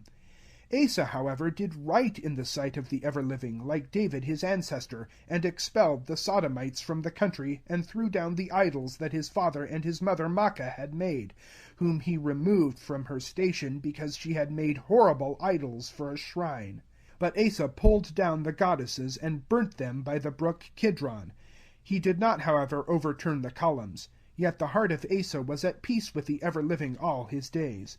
He also brought the ornaments of his father, and adorned the house of the ever-living with their silver and gold and furniture. There was war, however, between Asa and Baasha king of Israel all their time, and Baasha king of Israel advanced into Judah and built Ramah, so as not to allow an inlet or outlet to Asa king of Judah. Consequently Asa took all the silver and gold that remained in the treasuries of the house of the ever-living and in the treasuries of the king's palace, and put them into the hands of his ministers, whom King Asa sent to Ben-Hadad, Ben-Tabimon, Ben-Kaziah, king of Aram, who resided in Damascus, to say, "Let there be a treaty between you and I, as between my father and yours. For I have sent to you a present of silver and gold, to go and break your alliance with Baasha king of Israel, and to bring you to mine." Ben-Hadad therefore listened to King Asa, and sent the generals of his forces against the cities of Israel, and captured Aion, and Dan, and Bethmaachah of the meadows, and all Kinneroth, with all the country of Naphtali. And when Baasha heard of it, he abandoned Ramah, and occupied Tirzah. Then King Asa proclaimed it to all Judah, none were exempt, and they carried away the stones and the timber from Ramah, with which Baasha was building. And King Asa built with them Nebah of Benjamin, and Mitzvah. As to the rest of the doings of Asa, his courage, and all that he accomplished, and the towns that he built, they are recorded in the history of the period of the kings of Judah. When he grew old, he suffered from gout. Then Asa slept with his fathers, and was buried in the city of David, and instead of him Jehoshaphat his son reigned. Nadab, the son of Jeroboam, began to reign over Israel in the 7th year of Asa king of Judah, and he reigned over Israel 2 years. He did wrong in the eyes of the ever-living, walking in the ways of his father, and sinned as he caused Israel to sin. Then Baasha ben Achiah of the house of Issachar conspired against him. And Baasha murdered him at Gibbethon, belonging to Philistia, while Nadab and the army of Israel were besieging Gibbethon. So he killed him in the 3rd year of Asa king of Judah, and reigned after him. And when he was elected, he murdered all the house of Jeroboam. He left none breathing to Jeroboam until he had destroyed him, as the ever-living said, when he spoke by the means of his servant Achiah the Shilonite, because of the sin that he caused Israel to sin, by the provocation with which they provoked the ever-living God of Israel. As for the other affairs of Nadab, and all that he did, they are recorded in the history of events in the times of the kings of Israel. There was, however, war between Asa and Baasha king of Israel all their time. In the 3rd year of Asa king of Judah, Baasha ben Achiah began to reign over all Israel in Tirzah for 14 years. But he did wrong in the sight of the ever-living, walking in the ways of Jeroboam, and in the sins he caused Israel to sin. Chapter 16. Consequently the word of the ever-living came to Jehoiachin ben Chenaanah against Baasha, to say, Why, since I raised you from the dust, and made you a leader over my people Israel, do you walk in the way of Jeroboam, and make my people Israel sin, to offend me by their sin? I am angry with Baasha and with his house, and I will make your house like the house of Jeroboam ben Nebat. Whoever of Baasha dies in this city, the dogs shall eat, and the birds of the skies shall eat whoever dies of his in the fields. But the other affairs of Baasha, and what he did, and his buildings, those are written in the history of events of the times of the kings of Israel. Baasha, however, slept with his fathers, and was buried in Tirzah, and Allah his son reigned after him.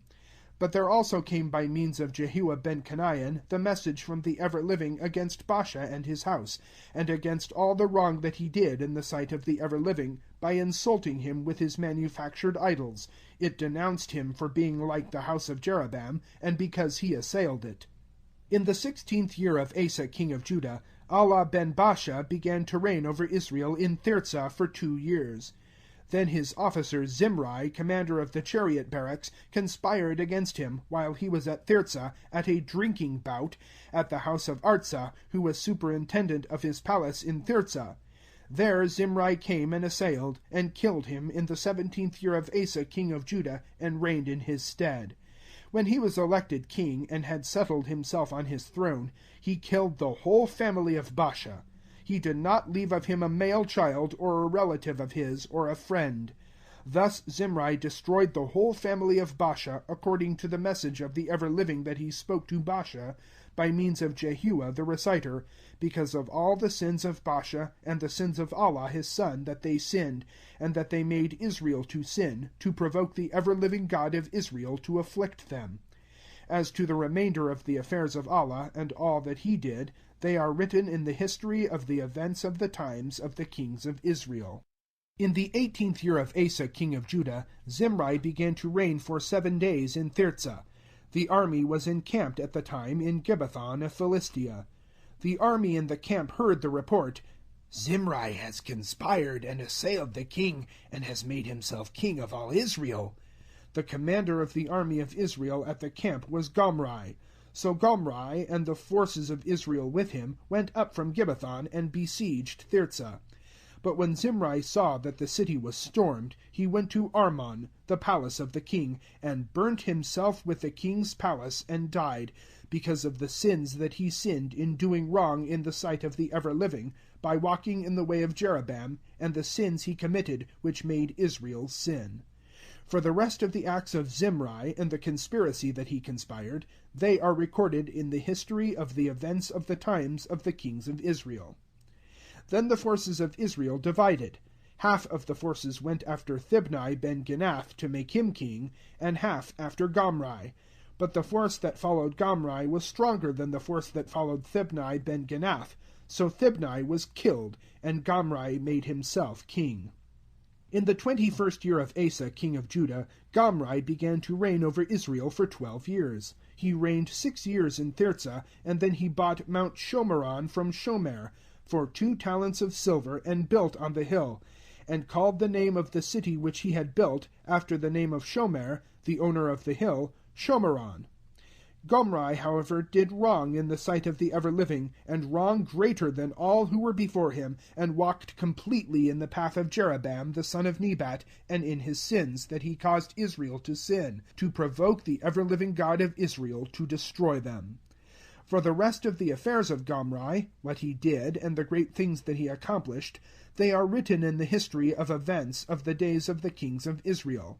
Then Gomri slept with his fathers, and was buried in Shomeron, and Achab his son reigned in his stead. And Achab ben Gomri began to reign over Israel in the 38th year of Asa king of Judah. And Achab ben Gomri reigned over Israel in Shomeron 22 years.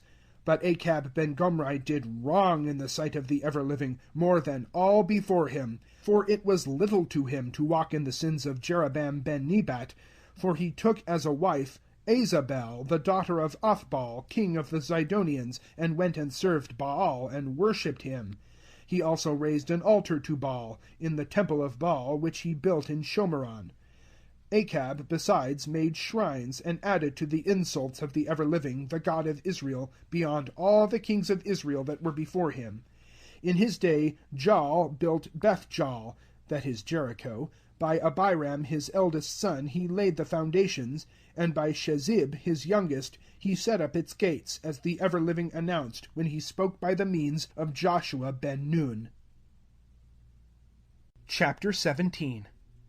But Eliah the Tishbite, from Tishbe in Gilad, said to Achab, By the life of the ever-living God of Israel, before whom I stand, there shall not be for these years dew or rain, except my mouth demands it. Then the message of the ever-living came to him, to say, Go from here, and proceed to the east, and hide yourself near the brook Cherith, which runs into the Jordan, and the brook will give you drink, and I will instruct the Arabs to supply you with food there. So he went and did as the ever-living said, and settled near the brook Cherith, which runs into the Jordan. And the Arabs brought him bread and meat in the morning, and bread and meat in the evening, but he drank from the brook. After a time, however, the brook dried up, for there were no showers in the land.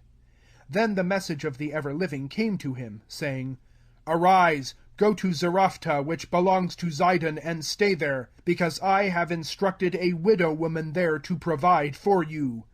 He therefore arose and went to Zarephath, and arrived at the neighborhood of the city, and there saw a widow woman gathering sticks, and he spoke to her, and said, Bring me, I pray, a little water in a cup, and let me drink. And she went to fetch it, when he called after her to say, Bring me, I beg, a mouthful of bread in your hand. When she replied, By the life of your ever-living God, there is nothing in the house with me except a handful of meal in a barrel, and a little oil in a cruse, and I was gathering a few sticks, and was going to bake it for myself and my son, and to eat it, and die. But Eliah answered her, Fear not, go and make as you have said. Yet also make me from it a little cake first, and bring it to me, then go and make for your son afterwards. For thus says the ever-living, the God of Israel, The barrel of meal shall not be spent, and the cruse of oil not fail, until the time the ever-living gives rain upon the surface of the ground. She accordingly went and did as Eliah told her, and she and her family ate again and again from that period. The barrel of meal was not spent, and the cruse of oil did not fail, according to the word of the ever-living that he spoke by means of Eliah. It was after these events that the son of the woman, mistress of the house, became ill, and his illness was very severe, so that there was no breath left in him. Then she said to Eliah, Man of God, why have you come to me to bring my failings to remembrance, and to kill my son? But Eliah replied, Give me your son. And she brought him in her arms, and he carried him up to the chamber where he lodged, and laid him upon his own bed, and called to the ever-living, and said, Ever-living God, will you also bring suffering upon the widow with whom I stay, and kill her son? Then he bent over the lad 3 times, and called upon the ever-living, and said, Ever-living God, restore, I beg, the soul of this lad to his breast.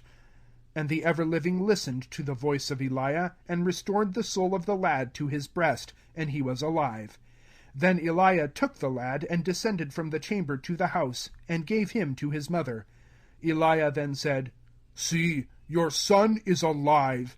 When the woman replied to Eliah, "Now by this I know that you are a man of God, and that the ever-living speaks by your mouth."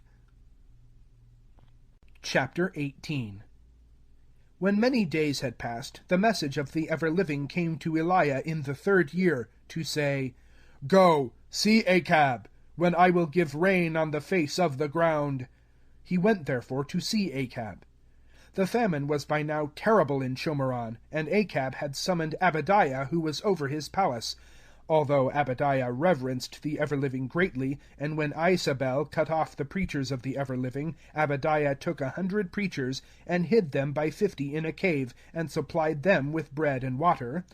And Achab said to Abadiah, "Go through the country to all the springs of water, and to all the brooks. Perhaps we may find verdure that may keep the horses and mules alive, and so not be deprived of cattle." They consequently divided the country between them for exploration.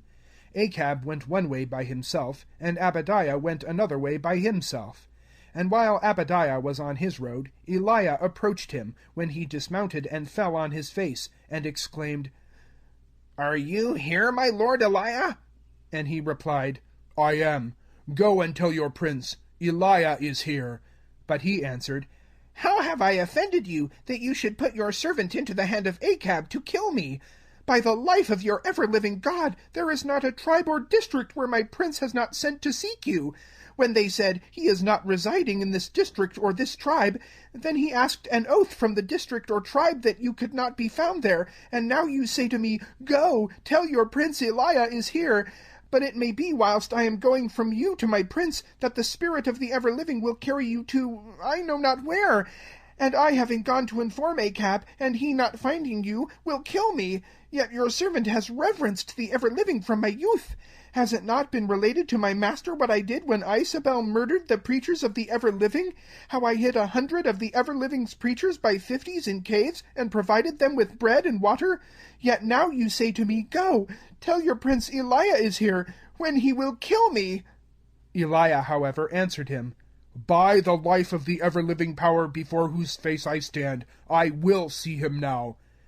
Then Abadiah went to find Achab and inform him, and Achab came to find Eliah. And when Achab met Eliah, Achab said to him, "Is this the troubler of Israel?"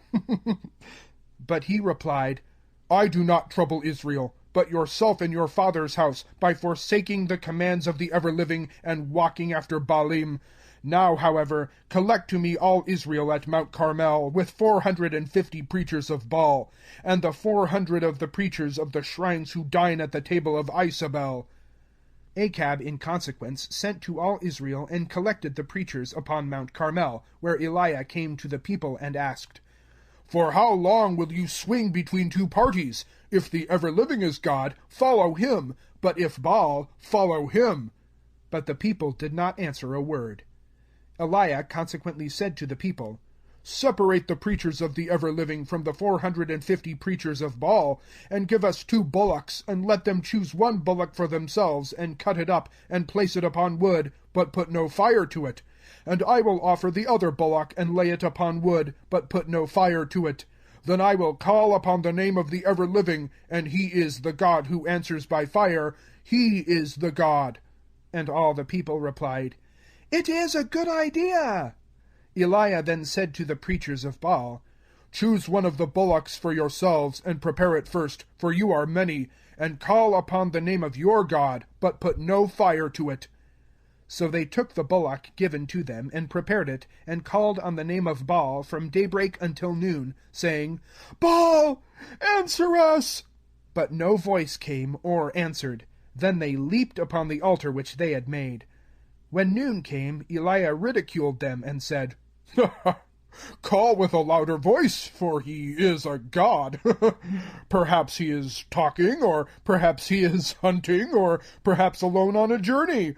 Or it may be he is asleep, and he must be awakened." They therefore called with a louder voice, and gashed themselves with knives and hooks, as they are accustomed to do, until their blood poured from them. But when noon had passed, and they approached to the offering of the present, there was neither a sound, nor an answer, nor any attention. Then Eliah said to all the people, "Come near me." And all the people came to him, and he raised an altar to the ever-living. Next Eliah took 12 stones, for the number of the tribes of the sons of Jacob, to whom came the message of the ever-living, saying, "Your name shall be Israel," and built with those stones an altar to the name of the ever-living, and made a trench round the altar, of the capacity of 2 saths of grain, and spread the wood, and divided the bullock, and laid it upon the wood. Then he said, "Fill 4 casks with water, and pour them over the offering and the wood." Then he said, "Repeat them." And they repeated them. But he added, "Triple it." So they tripled it. And the water ran round the altar, and also filled the trench with water, and the trench overflowed to the altar. Then Eliah the preacher approached, and said, "Ever-living God of Abraham, Isaac, and Israel, today let it be known that you are God in Israel, that I am your servant, and that I have done by your command all these things. Answer, ever-living, answer, when these people will know that you are the ever-living God, and that you would turn their hearts after you." And the fire from the ever-living fell upon and devoured the offering and the wood, and the stones, and the dust, and licked up the water that was in the trench. When all the people saw it, they fell on their faces, and exclaimed, "The ever-living! He is the God! The ever-living! He is the God!" But Eliah answered them, "Seize the preachers of Baal, every one! Let not one of them escape." So they seized them, and Eliah led them down to the brook Kishon, and slew them there. Eliah then said to Achab, "Go on, eat and drink, for there is a murmuring sound of rain." Achab consequently went up and ate and drank, while Eliah went to the top of Carmel, and bowed himself earthward, and put his face between his knees, and said to his attendant, "Go up now, and look out towards the sea." So he went up and looked out, and reported, "There is nothing whatever." But he replied, "Return 7 times." And at the 7th he reported, "I see a little cloud like a man's hand coming up from the sea." Then he said, "Go and tell Achab, turn and descend, or the rain will prevent you." And between this and that the skies became dark with clouds and wind, and there was a great rain, and Achab mounted and went to Jezreel. But the hand of the ever-living was upon Eliah, and he girt up his loins, and ran before Achab to the entrance of Jezreel. The end of chapters 15 through 18.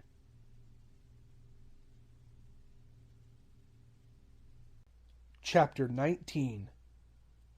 But Achab informed Isabel of all that Eliah had done, and how he had slain all her preachers by the sword. Therefore Isabel sent a messenger to Eliah to say, "May the gods do so to me, and add to it, if your life shall not be like the life of one of them by tomorrow at this time." Then he was afraid, and rose, and went for his life, and arrived at Beersheba, belonging to Judah, and left his attendant there. He, however, went a day's journey into the desert, and sat under a broom tree, and asked for his life to die, and said, "It is enough now, ever-living. Take my life, for I am not better than my fathers." Then he lay down and slept under the broom tree, and saw there a messenger touching him, and saying to him, "Arise and eat." When he looked, he saw at his head baked cakes and a cruse of water. And he ate and drank, and rested, and slept. The messenger of the ever-living, however, returned a second time, and touched him, and said, "Arise and eat, for the journey is too much for you."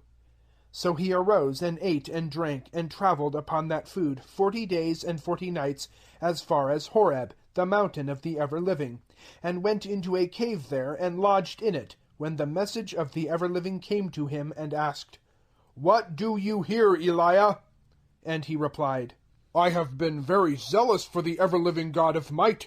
For the children of Israel have forsaken your covenant, thrown down your altars, and have slain your preachers with the sword, and I alone am left, and they seek my life to take it."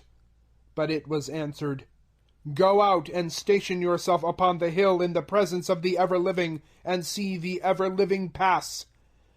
Then a great and mighty wind tore the hills, and shivered the crags before the ever-living.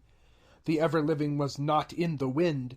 And after the wind, an earthquake. The ever-living was not in the earthquake. And after the earthquake, a fire. The ever-living was not in the fire. And after the fire, a still small voice. And when Eliah heard that, he covered his face with his mantle, and went and stationed himself at the opening of the cave. And the voice addressed him, and asked, What do you here, Eliah? When he answered, I have been very zealous for the ever-living, the God of might. For the children of Israel have forsaken your covenant, thrown down your altars, and have slain your preachers with the sword. And I alone am left, and they seek my life to take it. The ever-living, however, replied to him, Turn your journey to the desert of Damascus, and go and consecrate Hazael king over Aram, and Jehu king over Israel. And Elisha ben Shaphat of Abal-Macholah consecrate as preacher after you. And then whoever escapes from the sword of Hazael, Jehu will kill, and whoever escapes from the sword of Jehu, Elisha will kill. However, there are left to me in Israel 7,000, all of whose knees have not bent to Baal, and all of whose lips have not kissed him. He consequently went from there, and found Elisha ben Shaphat, who was plowing with 12 sets of oxen in his presence. But he was with the 12th set. And Eliah went over to him, and threw his own mantle upon him. So he left the oxen, and ran after Eliah, and said, I will bid good-bye to my father and mother, then I will follow you. But he replied to him, Go back. What have I done to you? So he turned from following, and took the set of oxen, and sacrificed them, and boiled the flesh with the implements of the oxen, and gave it to the people, and they feasted. Then he arose, and went after Eliah, and attended him. Chapter 20. At this time Ben-Hadad, king of Aram, collected all his forces, and 32 chiefs with him, with horse and chariots, and went up and besieged Shomeron, and attacked it, and sent messengers to Achab, king of Israel, to the city, to say to him, Ben-Hadad says this, Your silver and your gold are mine, and the best of your wives and children are mine. But the king of Israel answered him and said, As your majesty says, I and all that I have are yours. Then he sent back the messengers, and they said, Ben-Hadad says this, Why I ordered to send to you was, to say your silver and gold and wives and children must be given to me. And if not by tomorrow at this time, I will send my officers to you, and they will take possession of your palace and the houses of your ministers, and they shall lay their hands on all that is delightful in your eyes, and take it. The king of Israel consequently summoned the nobles of the country, and said, You know and perceive what injury he seeks, for he has sent to me for my wives, my children, and my silver and gold, and I did not refuse him then. All the nobles and all the people said to him, however, Do not listen to him, and do not consent. So he replied to the messenger of Ben-Hadad, Say to his majesty, All that I promised to your officers before I will do, but I am not able to effect this last command. The messengers consequently went and reported the business. Then Ben-Hadad again sent to him, and said, May the gods do this to me, and add to this, if the dust of Shomeron shall be enough for the souls of the army that is at my feet. But the king of Israel replied and said, They say, Let not the man putting on armor boast like him stripping it off. And when he heard that word, he was drinking with his generals in the tents. So he exclaimed to his officers, Assail the city!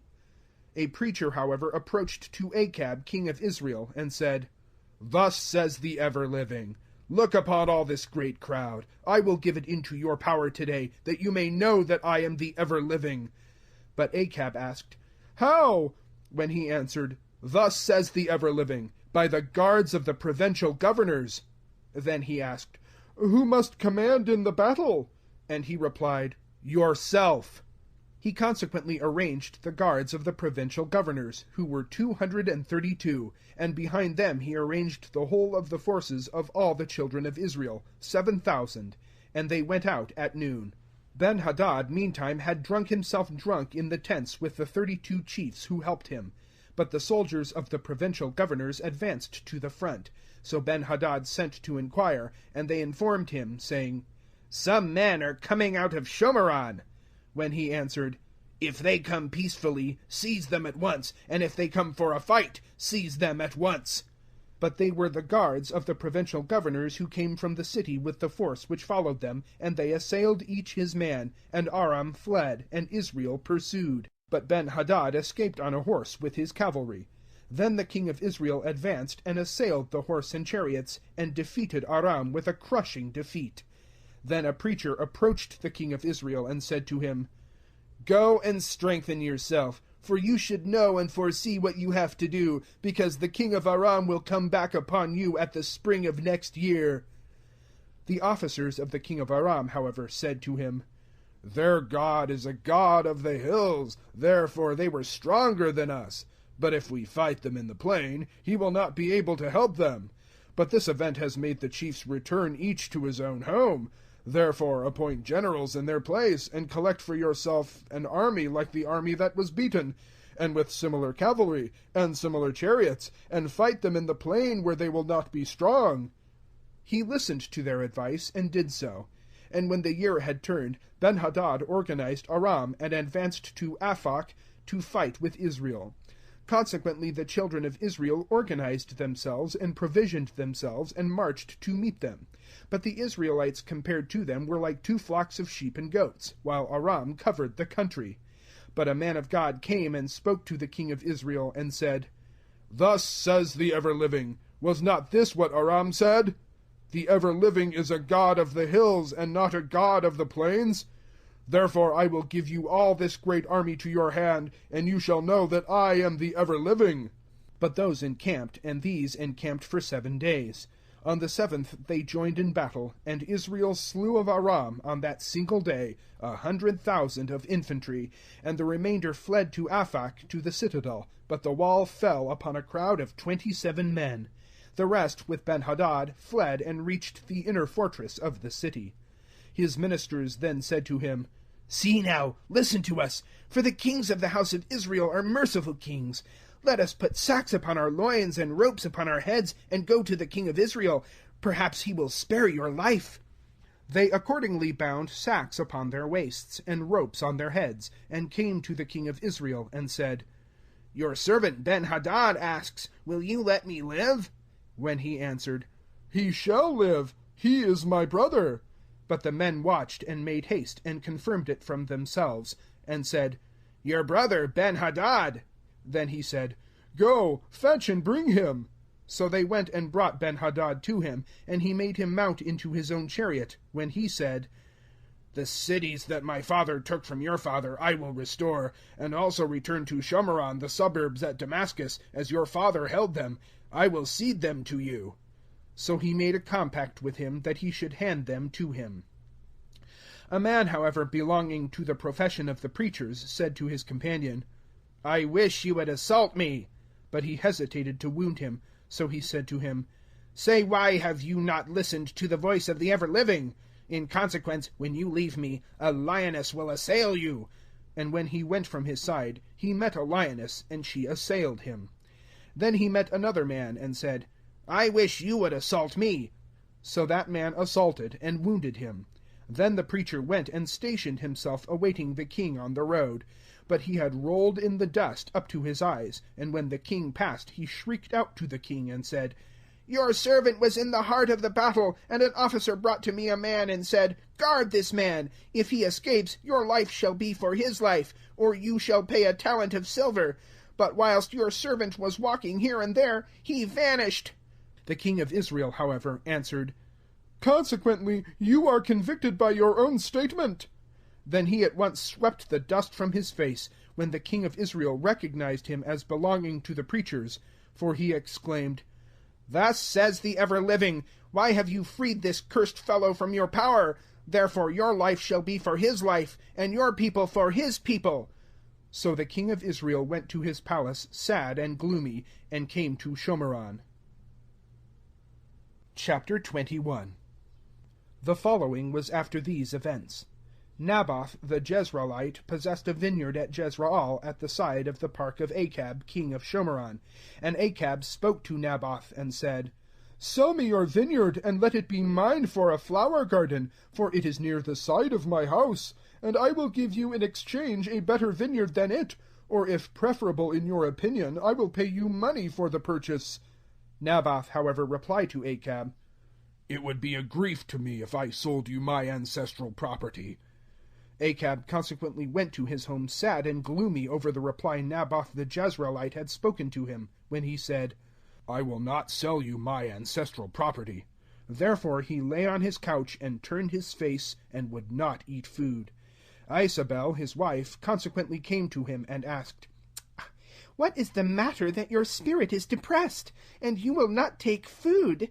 And he told her about Naboth of Jezreel, what he replied when, I asked him, Sell me your vineyard for money, or if it pleases you, I will give you a vineyard instead of it.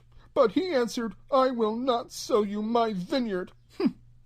Isabel, his wife, however, exclaimed, Show now that you rule over Israel. Get up and eat bread, and rest your heart. I will give you the vineyard of Naboth of Jezreel.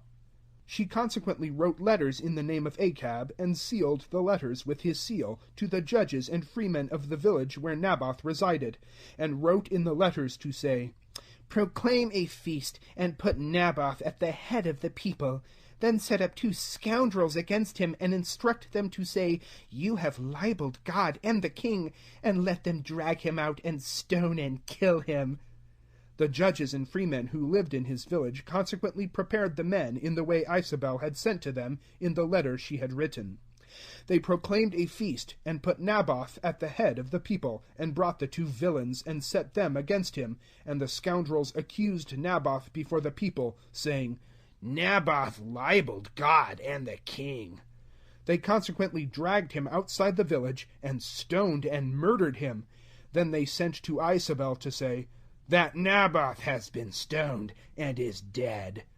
And when Isabel heard that Naboth was stoned and killed, then Isabel said to Achab, Get up, seize the vineyard of Naboth of Jezreel, which he refused to sell to you for money, for Naboth is no longer alive, but dead. So when Achab learned that Naboth was dead, Achab arose to go up to the vineyard of Naboth the Jezreelite to seize it. But the command of the ever-living came to Eliah the Tishbite to say, Arise, go and meet Achab the king of Israel, who is in Shomeron. Meet him at the vineyard of Naboth, which he has gone to seize, and address him, saying, Thus says the ever-living, In the place where the dogs licked the blood of Naboth, the dogs shall lick your blood, even yours. But Achab replied to Eliah, Have you found me, my enemy? And he answered, I have met you, because you have sold yourself to do evil in the sight of the ever-living. Hence I bring evil to you, and I send a fire after you, and will cause to cut off from Achab every boy and girl and nursling in Israel. And I will make your family like the family of Jeroboam the son of Nebat, and like the family of Baasha ben Achira, for the insult with which they insulted and sinned in Israel. And the ever-living also says to Isabel, The dogs shall eat Isabel in the district of Jezreel. Whoever of Achab is killed in the city, the dogs shall eat, and whoever killed in the fields, the fowls of the skies shall devour, because there has been none like Achab, who has sold himself to do evil in the sight of the ever-living with Isabel his wife, and has foully defiled himself by going after idols in the way the Amorites did, whom the ever-living drove from before the children of Israel. When, however, Achab heard these messages, he tore his robes, and put a sack upon his body, and fasted, and slept in sackcloth, and went sighing. Consequently the message of the ever-living came to Eliah the Tishbite, to say, Do you see how Achab humbles himself before me? Therefore, because he humbles himself before me, I will not bring the evil in his days. In the days of his son I will bring the evil on his family. Chapter 22. Now for a space of 3 years there was no war between Aram and Israel. But in the 3rd year Jehoshaphat king of Judah came to see the king of Israel, when the king of Israel said to his ministers, You know that Ramoth-Gilead is ours, yet we delay in taking it from the hand of the king of Aram. He also said to Jehoshaphat, Will you go with me to attack Ramoth-Gilead? And Jehoshaphat replied to the king of Israel, You are the same as myself. My people and your people are the same. My cavalry are your cavalry. But, said Jehoshaphat to the king of Israel, I wish you to inquire at the same time for the command of the ever-living. The king of Israel consequently invited 400 men of the preachers, and asked them, Shall we go up to Ramoth-Gilead to attack it, or let it alone? And they answered, Go up, and Adonai will give it into the power of the king. Jehoshaphat, however, asked, Is there not here also a preacher of the ever-living who could be asked about it? When the king of Israel replied to Jehoshaphat, There is only one man to ask Jehovah about it. But I hate him, for he never preaches good about me, but bad. Micaiah ben Imlah. Jehoshaphat, however, answered, Do not say so, king. Therefore the king of Israel called to one of his officers, and said, Fetch Micaiah ben Imlah. But the king of Israel and Jehoshaphat, king of Judah, sat each on his throne, clothed in their royal robes in the marketplace near the gate of Shomeron. And all the preachers preached before them. And Zedekiah the son of Chenaanah had made iron horns, and exclaimed, Thus says the ever-living, With these you shall push Aram to destruction. And all the preachers preached the same, saying, Go up to Ramoth-Gilead and prosper, for the Lord will give it to the power of the king. The messenger also, who had gone to invite Micaiah, addressed him, saying, Look now, the messages of the preachers are unanimously good to the king. Come now, talk in accordance with them, and speak good. But Micaiah replied, By the life of the ever-living, that which the ever-living commands me, I shall speak. So they came to the king, and the king asked him, Micaiah, shall we go to Ramoth-Gilead to attack it, or shall we let it alone? When he replied to him, Go up and prosper, for the ever-living will give it into the power of the king. But the king exclaimed, How many times must I swear you that you will not speak to me except truly in the name of the ever-living? Then he answered, I saw all Israel scattered upon the hills like sheep who have no shepherd, and the ever-living asked, Have these no leader who can lead them back to their homes in safety? Then the king of Israel exclaimed to Jehoshaphat, Did I not tell you that he never preached good to me, but bad? He consequently continued, Therefore, hear the message of the ever-living. I saw the ever-living sitting on his throne, and all the army of the heavens stationed near him, on the right hand and on the left, when the ever-living asked, Who will entice Achab to go up and fall at Ramoth-Gilead? And one suggested this way, and another suggested that. Then a spirit came and stood before the ever-living, and said, I will entice him. But the ever-living asked him, How? And he replied, I will go and become a spirit of deception in the mouths of all his preachers. When he answered, You shall entice him, and also succeed. Go and do so. Therefore you see the ever-living has put a deceiving spirit in the mouths of all these preachers of yours, but the ever-living has decided evil against you. Then Zedekiah ben Chenaanah advanced and struck Micaiah on his cheek, and demanded, How did the spirit from the ever-living pass over from me to speak to you? When Micaiah answered, You will see on the day when you go to an inner chamber to hide yourself.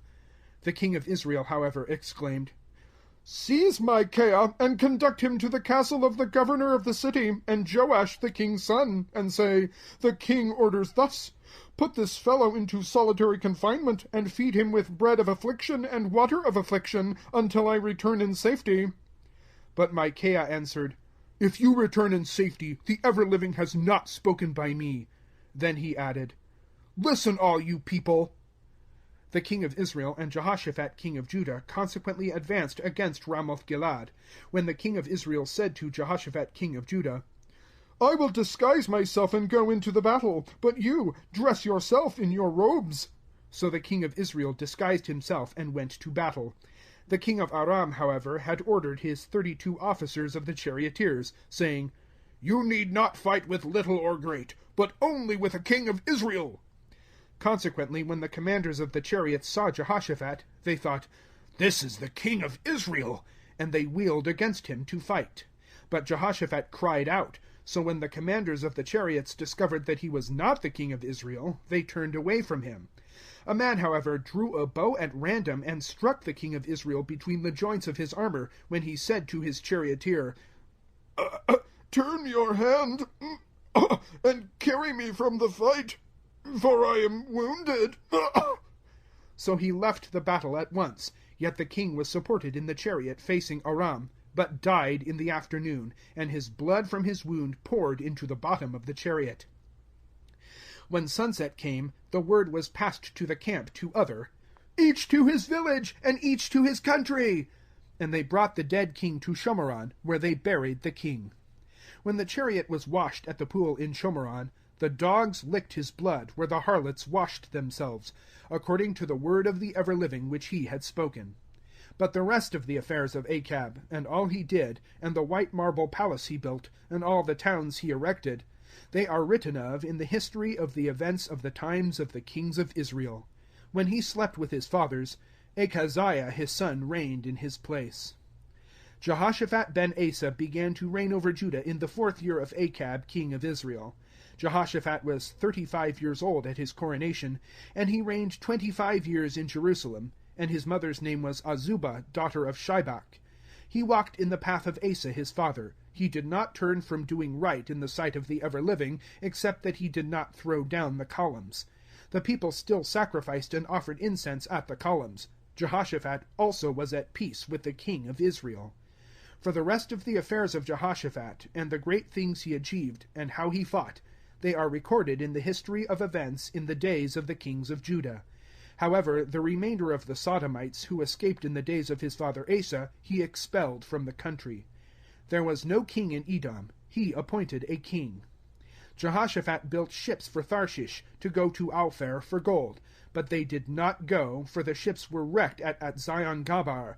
Then Achaziah, son of Achab, proposed to Jehoshaphat, Let my servants and your servants go with the ships. But Jehoshaphat was not willing. When Jehoshaphat slept with his fathers, he was buried with his ancestors in the city of David, and Joram his son reigned after him. Achaziah ben Achab began to reign over Israel in Shomeron in the 17th year of Jehoshaphat king of Judah, and he reigned over Israel 2 years. But he did wrong in the eyes of the ever-living, and walked in the way of his father, and the way of his mother, and in the way of Jeroboam ben Nebat, who made Israel sin. For he served Baal, and worshipped him, and provoked the ever-living, the God of Israel, in all that his ancestors did. The end of chapters 19 through 22, and the end of the first book of the Kings, from the Holy Bible in Modern English, translated by Farrar Fenton. Recording by Mark Penfold.